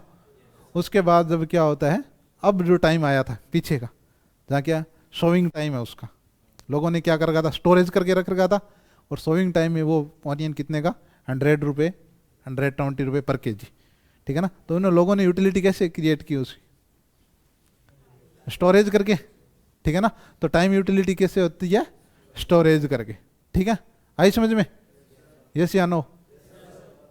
प्लेस यूटिलिटी में क्या होता है कि जहाँ प्रोडक्शन होता है, जैसे मैंने एग्जांपल दिया, प्लेस टू प्लेस क्या होती है, चेंज होती रहती है। जहाँ क्या, जैसे किन्नू का एग्जांपल ही ले लेते हैं अपने, क्योंकि थोड़ा सुटेबल रहेगा, ठीक है ना। तो किन्नू क्या, अपने लिए उसकी यूटिलिटी इतनी नहीं है, जहाँ प्रोडक्शन नहीं हो रहा, अगर वहाँ ले जाए तो, आपने कल एग्जाम अगर न्यूज़ पढ़ी होगी तो अनार की, पोमग्रेनेट की न्यूज़ थी कि बाड़मेर जो डिस्ट्रिक्ट है राजस्थान का, उसमें पोमग्रेनेट 15 रुपये केजी बिक रहे हैं, ठीक है ना। और यहाँ अपने प्रोडक्शन नहीं होता, ठीक है ना, क्या होता है वहाँ से ट्रांसपोर्ट, ठीक है ना। तो उसके द्वारा, ट्रांसपोर्ट के द्वारा जो यूटिलिटी क्रिएट होती है वो कौन सी होती है, प्लेस यूटिलिटी, ठीक है ना। एक आती है पोजीशन या पोजीशन, जो भी बोलो, ठीक है ना। उसमें क्या होता है कि जब मेरे पास चीज़ नहीं है, कोई भी वस्तु नहीं है, किसी दूसरे के पास है, तो मेरे लिए उसकी यूटिलिटी बहुत ज़्यादा है कि नहीं। अगर मैंने खरीद ली तो वो पूरी होगी, ठीक है ना। तो बाइंग और सेलिंग के द्वारा जो यूटिलिटी क्रिएट होती है वो कौन सी होती है, पोजीशन यूटिलिटी, ठीक है। आई समझ में, कोई दिक्कत। अब चीज़ आती है अपनी, एक चीज़ आती है डिमांड। आज अपन माइक्रो ही पढ़ेंगे, ठीक है ना। मैक्रो का थोड़ा सा पार्ट है, वो नेशनल इनकम के कॉन्सेप्ट है, वो अगली क्लास में करवाऊंगा।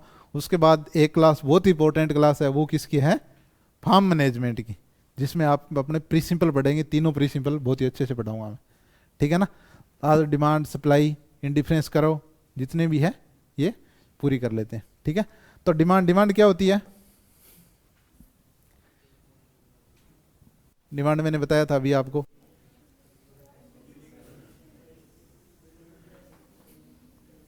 कोई भी कंज्यूमर की विलिंगनेस और एबिलिटी कोई चीज़ परचेज करने की, ठीक है ना।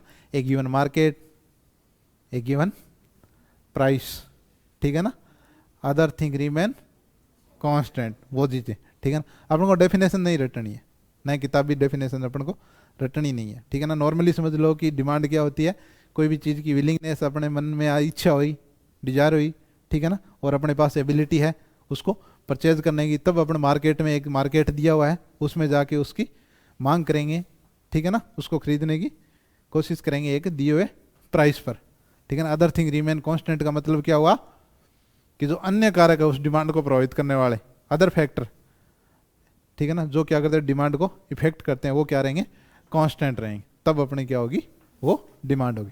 डिमांड आर 3 टाइप्स, कौन कौन सी, प्राइस डिमांड, इनकम डिमांड और क्रॉस डिमांड। वो इतनी इंपॉर्टेंट नहीं है, कोई नहीं पूछेगा, एक नॉर्मली बता देता हूँ। प्राइस डिमांड होती है जब अपन कोई भी कमोडिटी को एक दिए हुए प्राइस पर खरीदते हैं, ठीक है ना।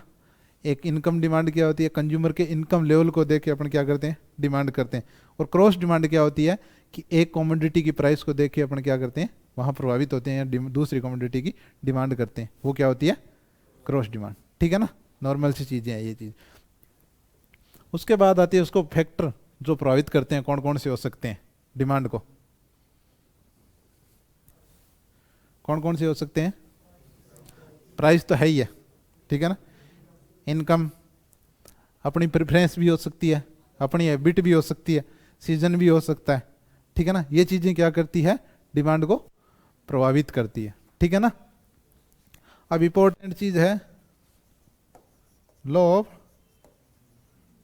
ये क्या चीज होती है? लॉ ऑफ डिमांड क्या है? लॉ ऑफ डिमांड, ठीक है ना। लॉ ऑफ डिमांड क्या है, कोई बताएगा? Relationship between price and quantity demand, ठीक है ना। Relationship between price and quantity demand, price और वस्तु की मात्रा के बीच में जो संबंध होते हैं। और कैसा संबंध हो सकता है? अगर आप सपोज करो कि आप बैठे हो,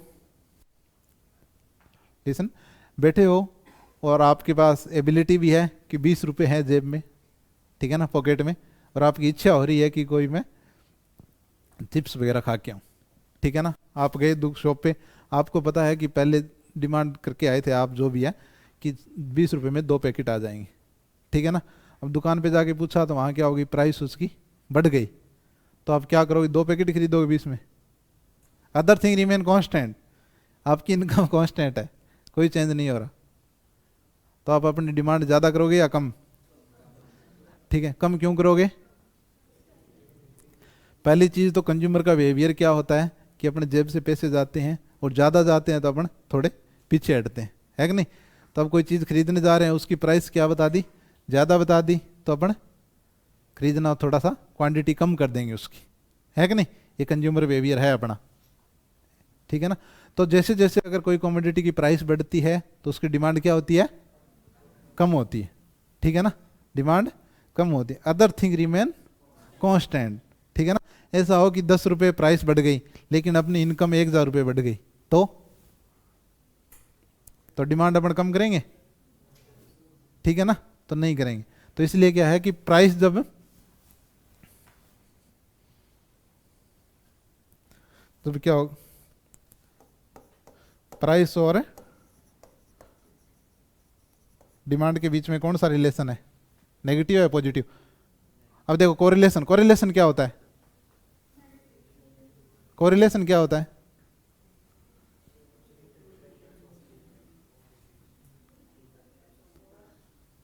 दो चीजों का एक दूसरे से संबंध, ठीक है ना, कोरिलेट हो, ठीक है ना।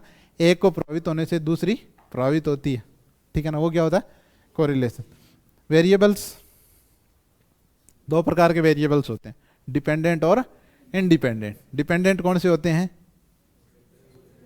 जो किसी दूसरे वेरिएबल पे डिपेंड करता हो, ठीक है ना।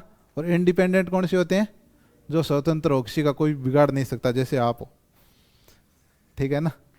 आगे समझे, वो क्या होता है? स्वतंत्र, कोई किसी पर कोई प्रभाव नहीं पड़ता किसी का उस पर, ठीक है ना। तो प्राइस और डिमांड में डिपेंडेंट कौन है? बताओ, डिमांड किस पे डिपेंड कर रही है? तो प्राइस क्या है? इंडिपेंडेंट है, ठीक है ना। और प्राइस क्या है? अपने आउटपुट इनपुट में कौन सा डिपेंड है, कौन सा इंडिपेंडेंट है? आउटपुट इनपुट में, बताओ आउटपुट क्या है? क्या है? किस पर?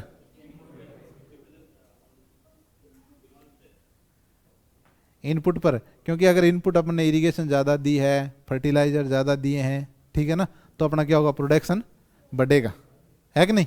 लेकिन ऐसा नहीं होता कि अगर प्रोडक्शन बढ़ेगा तो फर्टिलाइजर भी ज़्यादा होगी, ज़्यादा देंगे, ठीक है ना, उस पर कोई फर्क नहीं पड़ता फर्टिलाइजर पर। लेकिन फर्टिलाइजर का प्रोडक्शन पर जरूर है फर्क पड़ता है। तो इनपुट क्या होते हैं?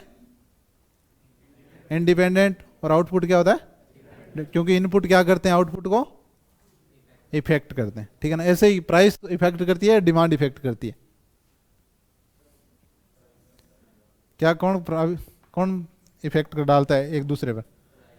प्राइस। और प्राइस पॉजिटिव इफेक्ट डालता है या नेगेटिव?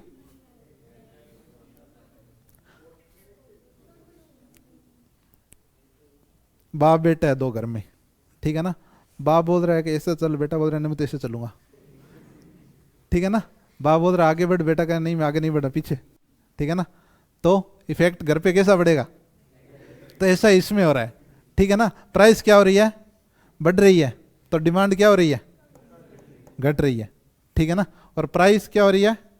घट रही है, तो डिमांड क्या हो रही है? बढ़ रही है। अदर थिंग रिमेन कांस्टेंट, यही क्या है? लॉ ऑफ डिमांड है, ठीक है ना। आगे समझ में? पक्की एकदम। अगर यहां प्राइस भी बढ़ती और डिमांड भी बढ़ती तो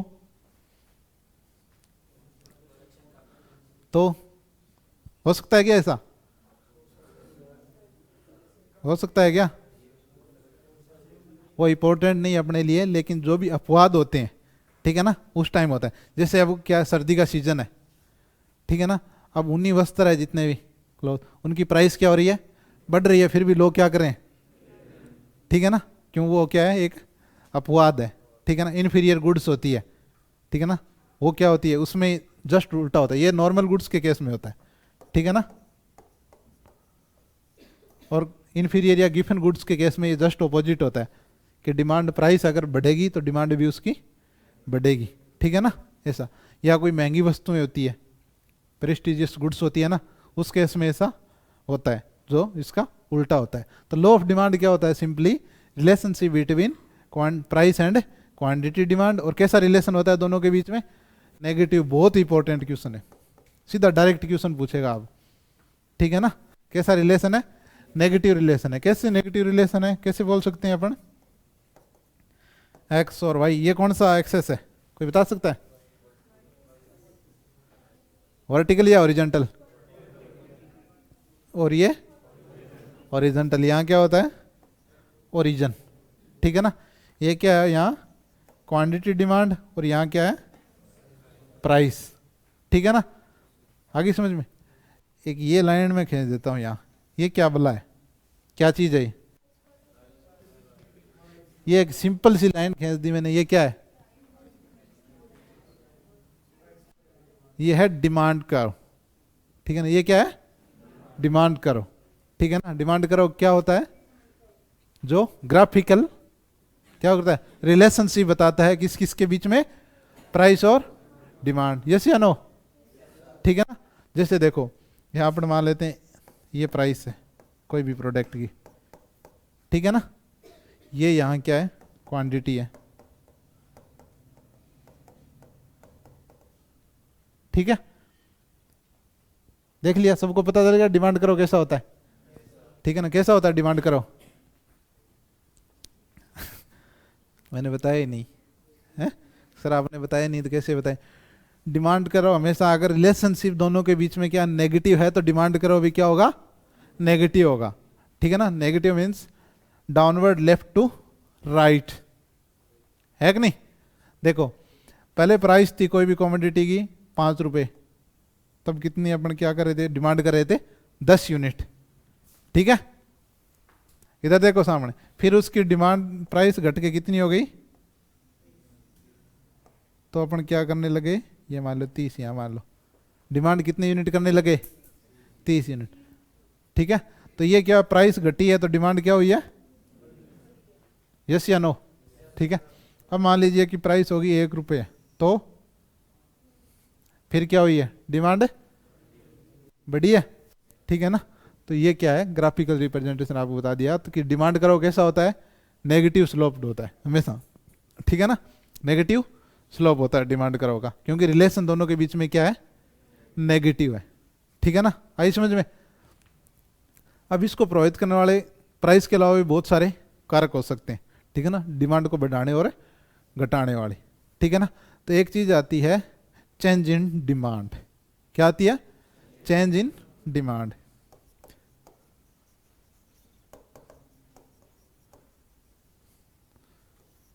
ठीक है ना। चेंज इन डिमांड में 2 टाइप आते हैं, शिफ्ट इन डिमांड और मूवमेंट इन डिमांड, ठीक है ना। चेंज इन डिमांड में क्या आता है? चेंज किसकी वजह से हो सकती है? डिमांड प्राइस की वजह से और इनकम की वजह से हो सकती है। प्राइस ऑफ रिलेटेड गुड्स, ये मैं थोड़ी बताना भूल गया, प्राइस ऑफ रिलेटेड गुड्स, ठीक है ना। दो प्रकार की गुड्स होती है, सब्स्टिट्यूट गुड्स और कौन सी, कॉम्प्लीमेंट्री गुड्स, ठीक है ना। सब्स्टिट्यूट गुड्स और कॉम्प्लीमेंट्री गुड्स, इसका नॉर्मली सीधा डायरेक्ट एग्जाम्पल भी आ सकता है एग्जाम में, ठीक है ना। सब्स्टिट्यूट सुना है नाम, कभी कबड्डी का मैच देखा है, फुटबॉल का मैच देखा है, क्या करते हैं प्लेयर को सब्स्टिट्यूट करते हैं तो उस टाइम क्या करते हैं,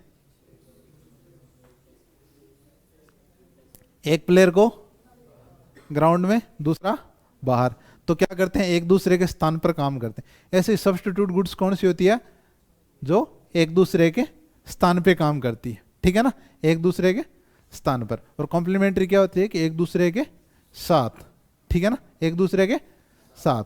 अब मान लीजिए कि सब्स्टिट्यूट गुड्स का एग्जांपल मतलब अपन इस वे में समझें तो क्या वो दो वस्तुएं जो सेम सेटिस्फेक्शन दे, ठीक है ना, सेम लेवल ऑफ सेटिस्फेक्शन दे सके। जैसे अपन एग्जांपल ले लेते हैं टी और कॉफी। अब ये डिमांड को किस तरह से प्रभावित करती है एक दूसरे को, ये कौन सी होती है, सब्स्टिट्यूट है या कॉम्प्लीमेंट्री है, क्योंकि चाय के स्थान पर अपन कॉफी काम में ले सकते हैं, कोई दिक्कत नहीं है, यस या नो, ठीक है।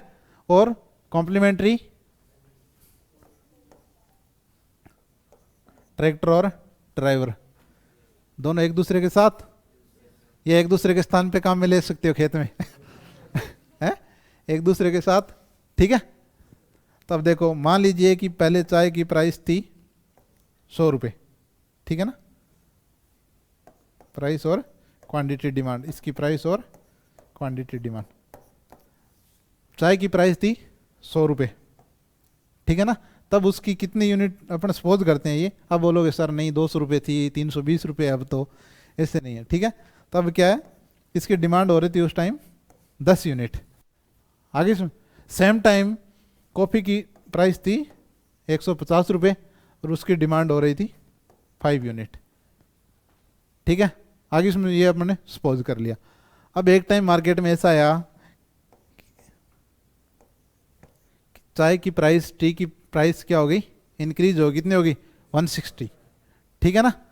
अब इसकी प्राइस इंक्रीज हुई है तो क्वांटिटी डिमांड क्या होगी, पक्का कम होगी, श्योर, ठीक है। तो इसकी क्या है, कॉफ़ी की उतनी बड़ी है, ठीक है ना। इसकी मान लीजिए हो गई 5, ये 5 कंज्यूमर कहाँ जाएंगे, कोई ज़्यादा ही वो है चाय वाले शौकीन, वो तो क्या है 5 तो 160 में ही खरीद लेंगे, ठीक है ना। आगे समझ में, अब ये 5 कहाँ शिफ्ट हो गए, इधर, ठीक है ना। अब देखो इसकी प्राइस चेंज होने के कारण डिमांड किसकी चेंज हुई है, दोनों की हुई है, लेकिन इसकी प्राइस क्या बढ़ने के कारण डिमांड किसकी बढ़ी है, किसकी बढ़ी है, कॉफी की, पक्का, ठीक है ना। सेम एग्जांपल दूसरे वे में ले लो, पहले इसकी प्राइस थी 160, ठीक है ना, उसकी कितनी 150, इसकी घट के कितनी होगी 100, तब इसकी क्या होगी 10 डिमांड और इसकी 5, ठीक है ना। तो इसकी अगर प्राइस घट जाए तो इसकी क्या हो जाएगी, डिमांड घट जाएगी दूसरी कमोडिटी की, ठीक है ना, बढ़ेगी तो इसकी जिसकी प्राइस कम हुई है, ठीक है ना। आगे समझ में इतनी चीज कि सब्स्टिट्यूट गुड्स कौन सी होती है, जब एक दूसरे को रिप्लेस कर सके। अगर वो दूसरी चीज कौन सी होती है कि एक को प्राइस बढ़ने से दूसरे की अगर डिमांड बढ़े तो वो कौन सी होती है, ठीक है। इसका डिमांड करो पॉजिटिव होगा नेगेटिव, रिलेशन कौन सा होगा दोनों के बीच, सब्स्टिट्यूट गुड्स होगी दो, उनके बीच पॉजिटिव या नेगेटिव, एक की प्राइस बढ़ने से दूसरे की क्वांटिटी डिमांड बढ़ रही है, ठीक है, और एक की डिमांड प्राइस घटने से दूसरे की डिमांड कम हो रही है, दोनों क्या एक ही दिशा में चल रही है प्राइस और डिमांड, ठीक है ना। जब दो वेरिएबल एक ही दिशा में चलेंगे, या नेगेटिव या आगे या पीछे, तो वो क्या होंगे पॉजिटिव, ठीक है ना। दोनों अगर दोनों विपरीत दिशा में चलने लग जाएंगे तो वो क्या होगा नेगेटिव, ठीक है। ये सेम चीज इसमें देखो, ट्रैक्टर वाले, ट्रैक्टर की प्राइस और क्वांटिटी डिमांड, ड्राइवर की प्राइस और क्वांटिटी डिमांड, इसको कोई क्योंकि एक दूसरे के साथ काम में आएंगे इतना फर्क नहीं पड़ेगा प्राइस पर, ठीक है ना। तो ट्रैक्टर की प्राइस थी उस टाइम 5 लाख, तब मार्केट में डिमांड थी 15 ट्रैक्टर की, ठीक है।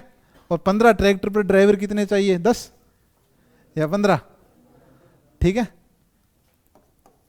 उसकी डिमांड प्राइस हो गई 7 लाख, तब डिमांड क्या हो गई,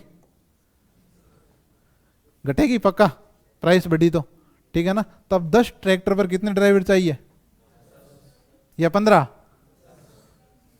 तो अब क्या हुआ यहां कि कोई भी एक वस्तु की क्या हुई है यहां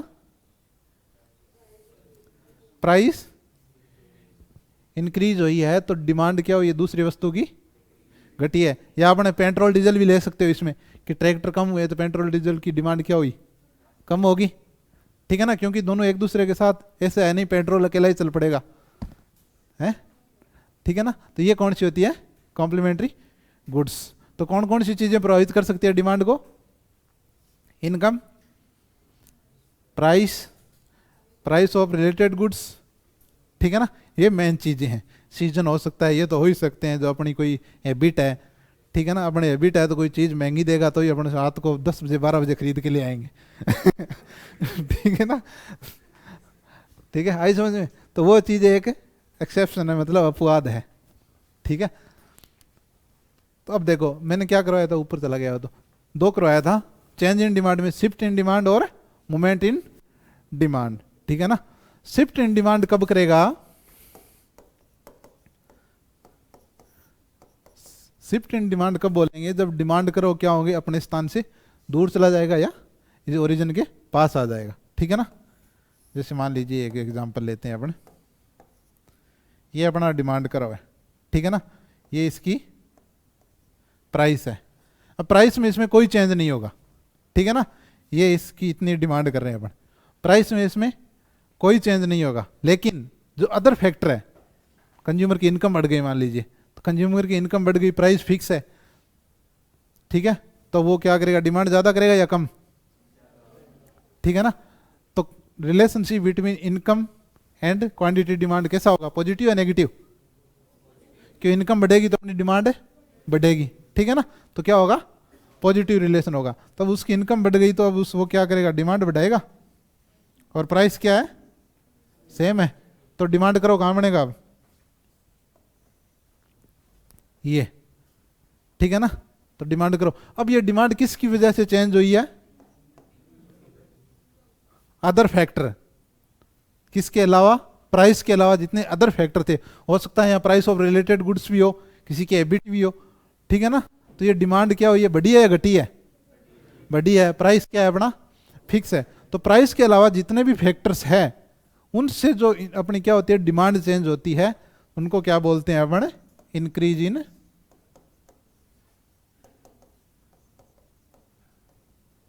डिमांड, ठीक है ना। ये किसका पार्ट है, increase in demand, shift in demand का, ठीक है ना, आगे समझ में। अब सेम चीज होती है कि किसी की इनकम घट गई, ठीक है ना, किसी की इनकम घटेगी, प्राइस यही है, तो डिमांड क्या हो गई उसकी, कम हो गई, ठीक है, आई समझ में। तब डिमांड करो कहां बनेगा, ये, ठीक है ना, ये ओरिजिन है, इसके पास आ गया, ठीक है ना। तो इसको क्या बोलते हैं अपन, डिक्रीजिंग इन डिमांड, ठीक है, आई समझ में। शिफ्ट में समझ में आ गया, शिफ्ट का मतलब अपना डिमांड करो या तो अपवर्ड शिफ्ट होगा या डाउनवर्ड शिफ्ट होगा, ठीक है ना। किसकी वजह से होगा, अदर देन प्राइस, कि प्राइस क्या रहेगी इसमें, कांस्टेंट, आगे समझ में। उबासी मत लो, उबासी मत लो, ऑनलाइन वाले घर बैठे हो, चाय वाय मंगा लो घर वालों से, ठीक है, आगे समझ में। अब दूसरी कौन सी थी, मूवमेंट इन डिमांड, ठीक है ना। अब ये तो किसकी वजह से थे, प्राइस के अलावा जितने भी फैक्टर थे उसके कारण, लेकिन अब जो मूवमेंट होगा वो किसके कारण होगा, just opposite to shift in demand, तो किसकी वजह से होगा बताओ, ये अपना डिमांड करो, ये प्राइस या क्वांटिटी डिमांड, ठीक है, आगे समझ में। अब मान लीजिए अदर फैक्टर क्या है, इस टाइम कांस्टेंट है, अपने इस प्राइस पर अपन क्या कर रहे थे, ये डिमांड कर रहे थे। अब क्या इसके किसके कारण होता है, ये प्राइस के कारण। प्राइस अपन ने मान लिया कि प्राइस कोई भी कमोडिटी की घट गई तो डिमांड क्या हो गई उसकी, तो ये इधर आ गया इतना, ठीक है। फिर क्या, प्राइस फिर चेंज हो गई, फिर ये, ठीक है ना। तो ये प्राइस क्या हुई है, कम हुई है, इसके कारण डिमांड क्या हुई है, बढ़ी है। डिमांड में क्या हुआ है, फैलाव है, एक्सपेंशन इन डिमांड, ठीक है ना। तो इसको क्या बोलते हैं, प्राइस कम होने के कारण डिमांड में अगर वृद्धि होती है तो उसको क्या बोलते हैं, एक्सपेंशन इन डिमांड, ठीक है ना। अगर यही सेम चीज होती कि डिमांड, इसकी प्राइस क्या होती, बढ़ती, तो डिमांड क्या होती, कम होती, तो इसको बोलते हैं कॉन्ट्रैक्शन ऑफ डिमांड, ठीक है ना। आगे समझ में, कॉन्ट्रैक्शन इन डिमांड और क्या एक्सपेंशन इन डिमांड किसकी वजह से होता है, प्राइस की वजह से। और इंक्रीज और डिक्रीज डिमांड किसकी वजह से होता है, अदर फैक्टर, किसके अदर फैक्टर, किसके अलावा, प्राइस के अलावा जितने भी फैक्टर्स हैं किसको, डिमांड को प्रभावित करने वाले, उसके कारण, ठीक है। आई समझ में इतनी चीज। अब अपनी नेक्स्ट आएगा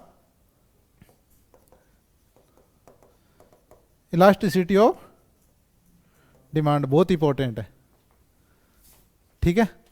पिलो हमें चलता चलता है, ठीक है ना।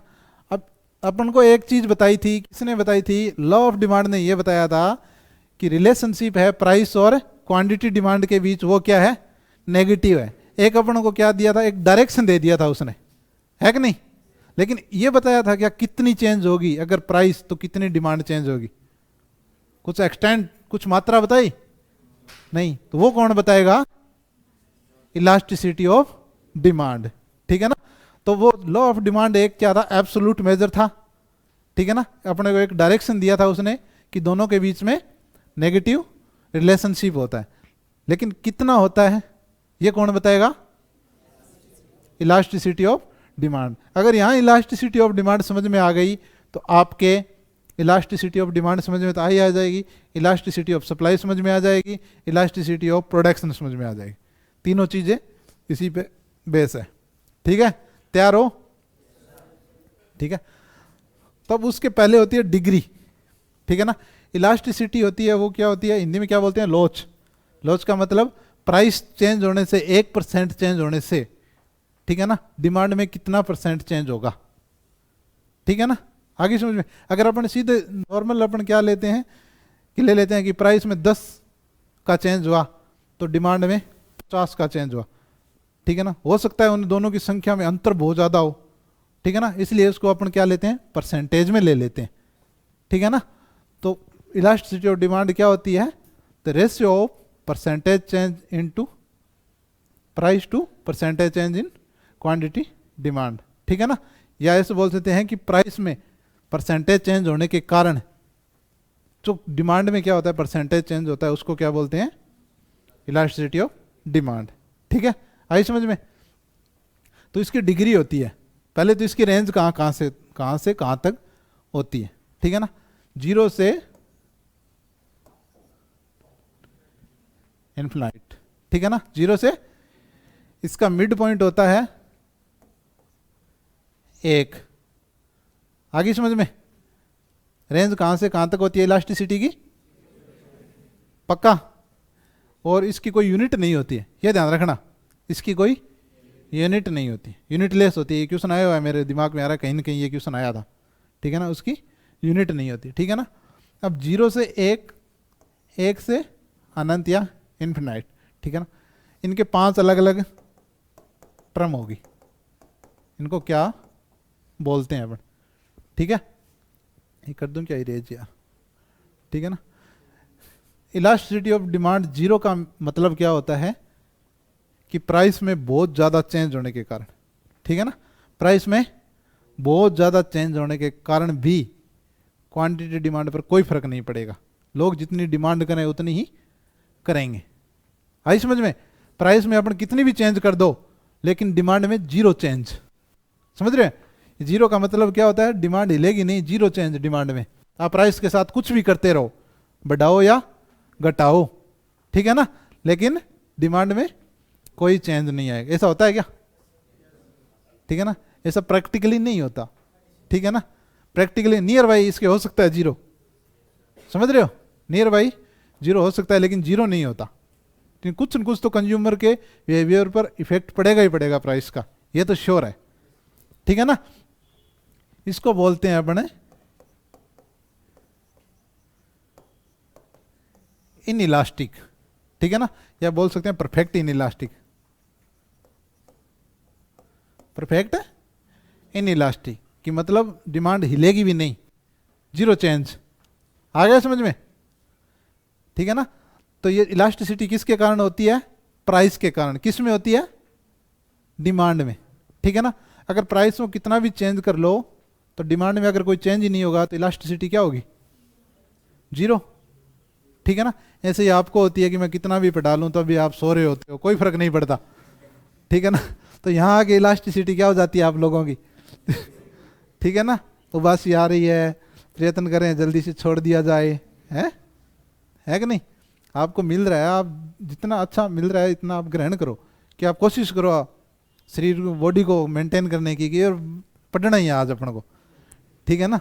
कि कुछ भी हो जाए, ऐसे झपकी मारे हैं कुछ लोग, कोशिश करो, ठीक है ना, कि आज अपन को पढ़ना है, ये चीज़ हाथ नहीं आएगी बाद में, ठीक है ना। आप डेडिकेशन कुछ चीज़ों के प्रति रखते हो, वैसे आज पढ़ाई के प्रति भी रखो ठीक है ना। तो ये क्या, जीरो का मतलब क्या होता है कि प्राइस में कितनी भी चेंज हो जाए लेकिन डिमांड में कोई चेंज नहीं होगा, ठीक है ना। 0 से 1 के बीच में, ठीक है ना। जीरो से जस्ट अपोजिट होता है इन्फिनाइट, ठीक है ना। इन्फिनाइट का मतलब कि प्राइस में थोड़ा सा भी चेंज हो गया तो डिमांड इतनी चेंज हो जाएगी कि अपना पता ही नहीं चलेगा, अनंत चेंज। ऐसा होता है क्या? प्रैक्टिकली होता है क्या? ठीक है ना, नहीं होता प्रैक्टिकली, ऐसी चीजें नहीं होती। लेकिन जस्ट ऑपोजिट किसका होता है? परफेक्ट इनइलास्टिक का। किसमें तो क्या है कि प्राइस में बहुत ज़्यादा चेंज कर रहे थे तो डिमांड नहीं चेंज हो रही थी, और इसमें प्राइस अगर थोड़ा सा भी चेंज करें तो डिमांड इतनी चेंज हो रही है, पता ही नहीं, उल्टा चल रही है जस्ट इसके, ठीक है ना। तो इसको क्या बोलते हैं अपने? Perfect elastic. क्या बोलते हैं? Perfect in elastic. In elastic मतलब वो इलास्टिक नहीं है, लोच नहीं आएगी उसमें बिल्कुल भी, समझ रहे हो। इलास्टिक मीन्स बहुत ज़्यादा लोच, परफेक्ट इलास्टिक में बहुत ज़्यादा सीधी एकदम, पता ही नहीं चल रहा, ठीक है ना। ये दोनों चीज़ें आई समझ में, कोई दिक्कत इनमें?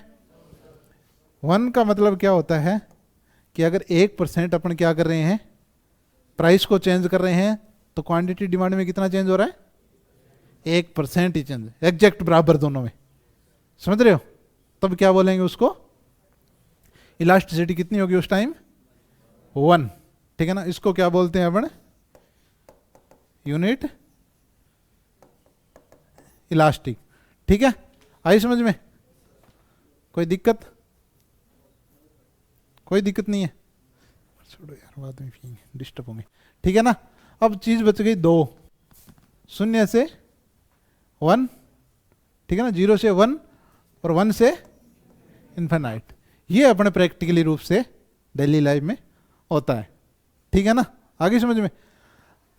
0 से 1 का मतलब कि अगर प्राइस में 5% चेंज हुआ है, ठीक है ना, प्राइस में 5% चेंज हुआ है तो क्वांटिटी डिमांड में लेस देन 5% चेंज होगा, क्योंकि बराबर होता तो 1 से 1 हो जाता, अगर ज़्यादा हो जाता तो 1 से इधर चली जाती, ठीक है ना। तो मतलब अगर 5% अगर प्राइस में चेंज हुआ है, ठीक है ना, तो डिमांड में कितना चेंज होगा? लेस देन 5%, समझ रहे हो। तो मतलब बहुत ज़्यादा अगर अपन प्राइस में चेंज करेंगे तो डिमांड में बहुत कम चेंज होगा, चेंज तो होगा लेकिन रिलेटिवली या प्रोपोर्शनेट टू किसके? प्राइस के कम चेंज होगा। आगे समझ में? जिस तो वो क्या होगा, इसको क्या बोलते हैं अपन? रिलेटिव इन इलास्टिक, ठीक है ना, रिलेटिव इन इलास्टिक, ठीक है ना। रिलेटिव इन इलास्टिक मतलब प्राइस में बहुत ज्यादा चेंज करने पर भी डिमांड में बहुत ही कम चेंज होगा। ऐसा एग्जांपल बता सकते हो? किस केस में होता है ये?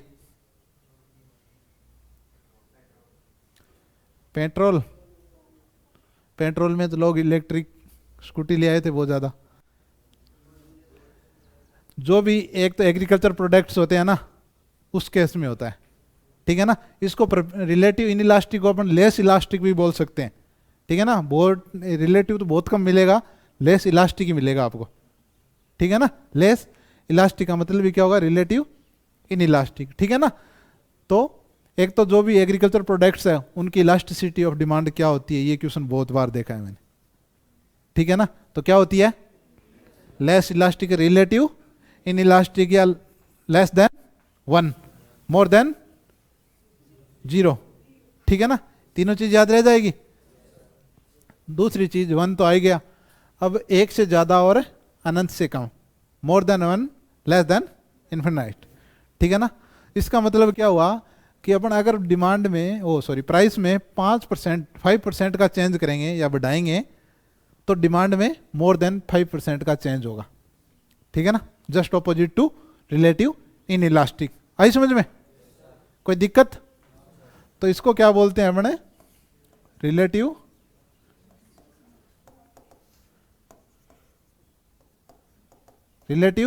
इलास्टिक, या ऐसे बोल सकते हैं इलास्टिक या मोर इलास्टिक, ठीक है। आई समझ में, इसको ग्राफ के थ्रू समझे आप बोलो तो, क्योंकि ये कॉन्सेप्चुअल चीज है, ठीक है ना।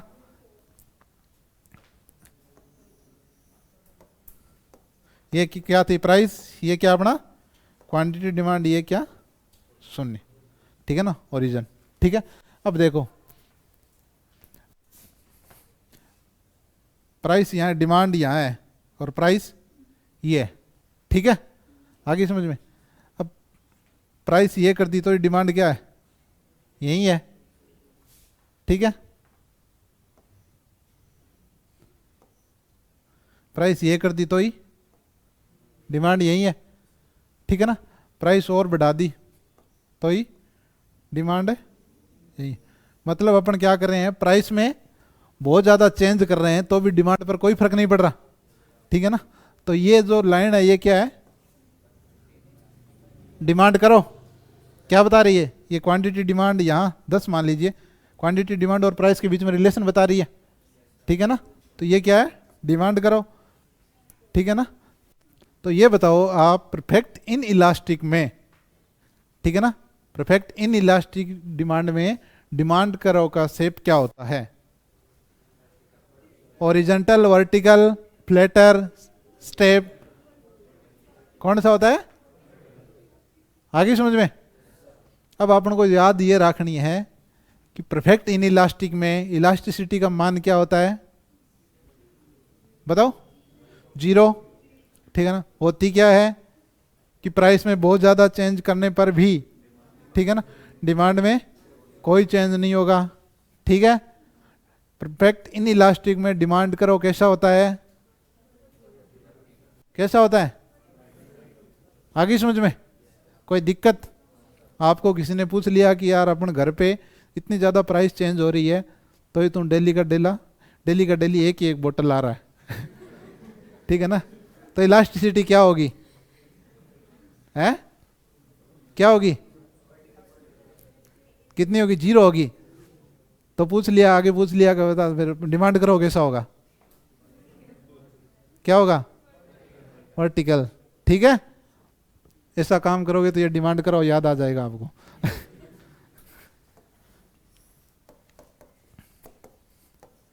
ये दूसरी चीज, दूसरा केस, ठीक है ना।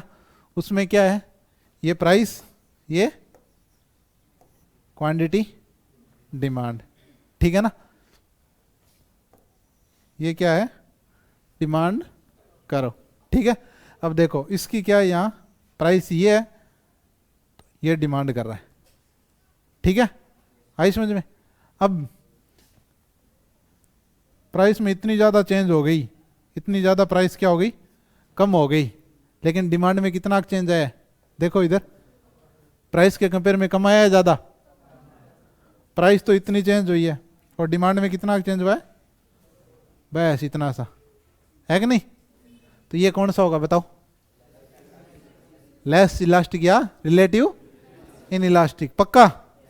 इसका मान कितना होता है, 0 से ज्यादा, ठीक है ना, और 1 से, ठीक है, सॉरी इधर ही होगा नहीं, ठीक है, 1 से कम, ठीक है। और बताओ इसका करो क्या, इस करो को क्या बोलेंगे अपन?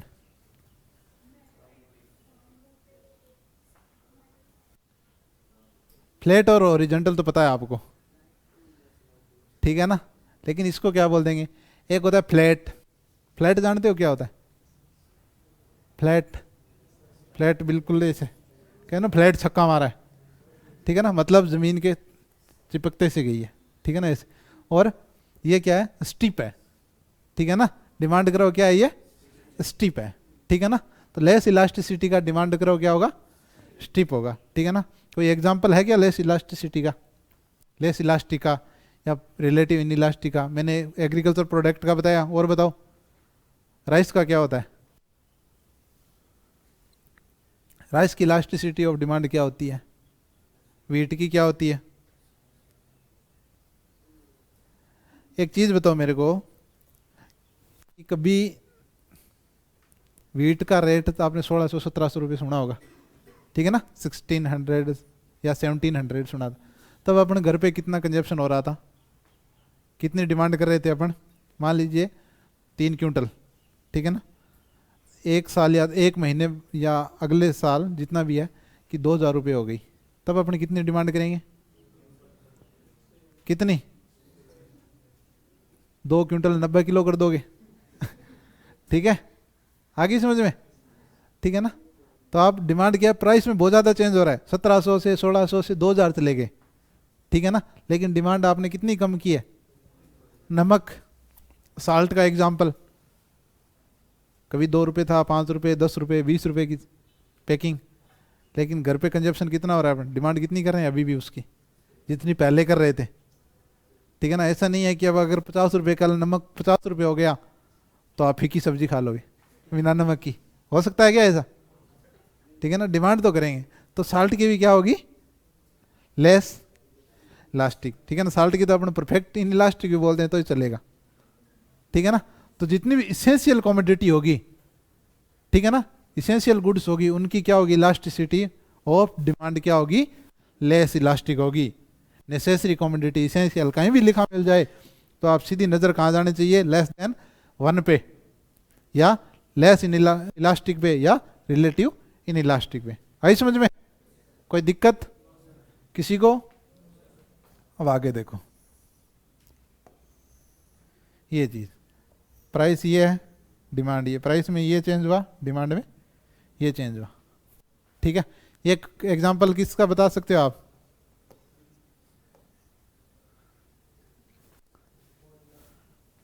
बताओ।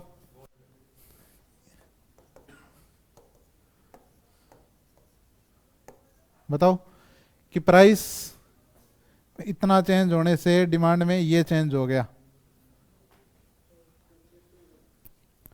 सेम चेंज है या डिफरेंट? बताओ। सेम है तो कौन सा होगा? कि मतलब 1% अगर प्राइस चेंज हुई है तो डिमांड में कितना परसेंट चेंज हुआ है? तो इलास्टिसिटी ऑफ डिमांड कितनी होगी? कितनी होगी? ठीक है ना। तो यूनिट इलास्टिक का सिंपल डिमांड कर्व होता है, ठीक है ना। आगे समझ में? और देखें, 2 और बच गई।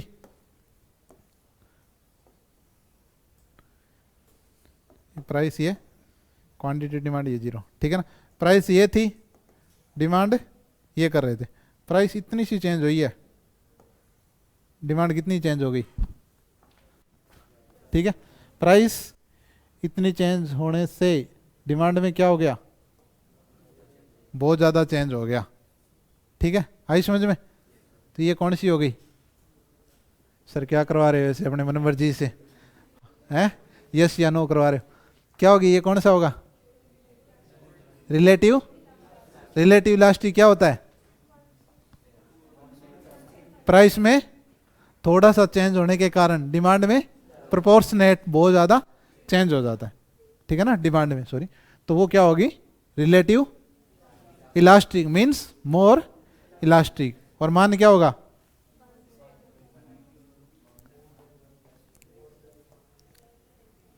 मोर देन 1 और लेस देन इन्फिनाइट, ठीक है। आया समझ में?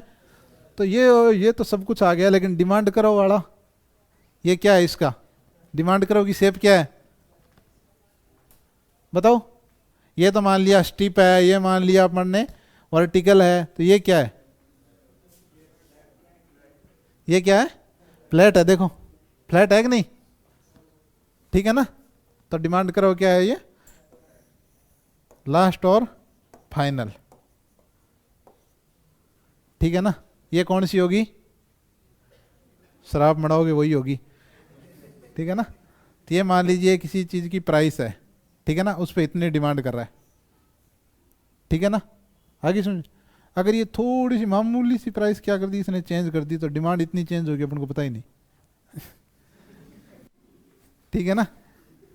है कि नहीं? ऐसे होता है क्या? होता है? नहीं होता। मैं तो बता रहा हूँ प्रैक्टिकली नहीं होता है। नियर बाई इसके हो सकता है, ठीक है ना, लेकिन ऐसा प्रैक्टिकली नहीं होता। तो ये कौन सा हो जाएगा कि प्राइस में मामूली से चेंज होने से डिमांड में इतने चेंज हो जाएगा, इन्फिनाइट, अनंत चेंज हो जाएगा। तो कौन सी होती है इलास्टिसिटी? कौन सी होगी? Perfect elastic. उसका मान क्या होता है? इन्फिनाइट। पंगा यहाँ क्या होता है कि ये जो डिमांड कर रहा है वो कैसा है? वर्टिकल। गुड, बिल्कुल वर्टिकल है कि नहीं? क्या होगा? हॉरिजॉन्टल। ठीक है ना? क्या होगा? ये क्या थी? डिग्री ऑफ, ठीक है ना, इलास्टिसिटी ऑफ डिमांड। ठीक है ना? मोर इलास्टिक का कोई एक दो एग्जांपल बताओ, है कि नहीं? है ना? बस ठीक है। तो ठीक है। बताओ मोर इलास्टिक एग्जांपल बताओ, एक दो बताओ। बताओ। जो लग्जरी गुड्स होती है ना जितनी भी, वो क्या होती है कि उसकी क्या थोड़ी सी प्राइस बढ़ने पे अपन डिमांड बहुत ज़्यादा कम कर देते हैं। क्यों? क्योंकि वो नेसेसरी नहीं है, इसेंशियल नहीं है अपने जीवन के लिए। कोई दिक्कत नहीं, आगे देखेंगे। है कि नहीं? जितनी भी लग्जरी गुड्स होती है ना, उनकी इलास्टिसिटी क्या होती है? मोर इलास्टिक होती है, क्योंकि उसमें प्राइस में थोड़ा सा भी चेंज हो जाता है लग्जरी गुड्स की, तो अपन डिमांड में बहुत ज़्यादा कम कर देते हैं। ठीक है ना? आई समझ में? कोई दिक्कत? जितना पढ़ाया उसमें किसी को कोई भी 1% भी डाउट? कोई भी क्वेश्चन हो तैयार रखना, अपनी क्लास फिर से होगी। ठीक है ना? नहीं नहीं, अगली क्लास, ये नहीं, अगली क्लास। ठीक है ना? क्योंकि हर चीज़ बता के जाऊंगा मैं। इकोनॉमिक्स में कोई ऐसी चीज़ नहीं बचेगी जो मैं बता के जाऊंगा। आप नो डाउट आगे पीछे कहीं से भी ले आना, कुछ भी ले आना। ठीक है ना? पता चल गया होगा आपको थोड़ा तो। ठीक है ना? एक चीज़ आती है सप्लाई। ठीक है ना? थोड़ी सी छोटा सा टॉपिक है, जस्ट ऑपोजिट टू डिमांड। ठीक है ना? अब सप्लाई क्या होती है? कोई चीज़ अपन, वो तो क्या कर रहे थे, कोई अपनी विलिंगनेस और एबिलिटी क्या कोई चीज़ को परचेज करने की एक गिवन मार्केट प्राइस पर। और सप्लाई क्या होती है? कोई चीज़ अपन ऑफर करते हैं बेचने के लिए, सेल करने के लिए एक गिवन प्राइस और मार्केट में। ठीक है ना? वो क्या होती है? सप्लाई। है कि नहीं? जैसे अपन नहीं पूछते, अपन एग्रीकल्चर पड़ोसी को पूछते हैं, यार तू कपास बेच गया, कॉटन बेच गया, कल रेट क्या थे? वो बोलेगा कल तो 9200 रुपये थे। ठीक है ना? तो अपन दूसरे दिन अपन भी ट्रॉली भर के चल दिए। ठीक है ना? पहले स्टॉक पड़ा था, अब क्या कर दी, वो सप्लाई में कन्वर्ट कर दी। और मार्केट में सप्लाई क्या हो गई? बढ़ गई। क्यों बढ़ गई? क्योंकि प्राइस क्या था? ज़्यादा था। इसलिए अगर मार्केट में प्राइस ज़्यादा होगा तो सप्लाई क्या होगी? ज़्यादा। श्योर? पक्का? आई समझ में? तो लॉ ऑफ सप्लाई क्या होगा? डिमांड ऑफ सप्लाई क्या था? ओ सॉरी, लॉ ऑफ डिमांड क्या था? Relationship between quantity, demand and price. ठीक है ना? तो लॉ ऑफ सप्लाई क्या होगा? Relationship between price and quantity supply. ठीक है? कोई दिक्कत? कैसा रिलेशन होगा दोनों के बीच में? पॉजिटिव या नेगेटिव?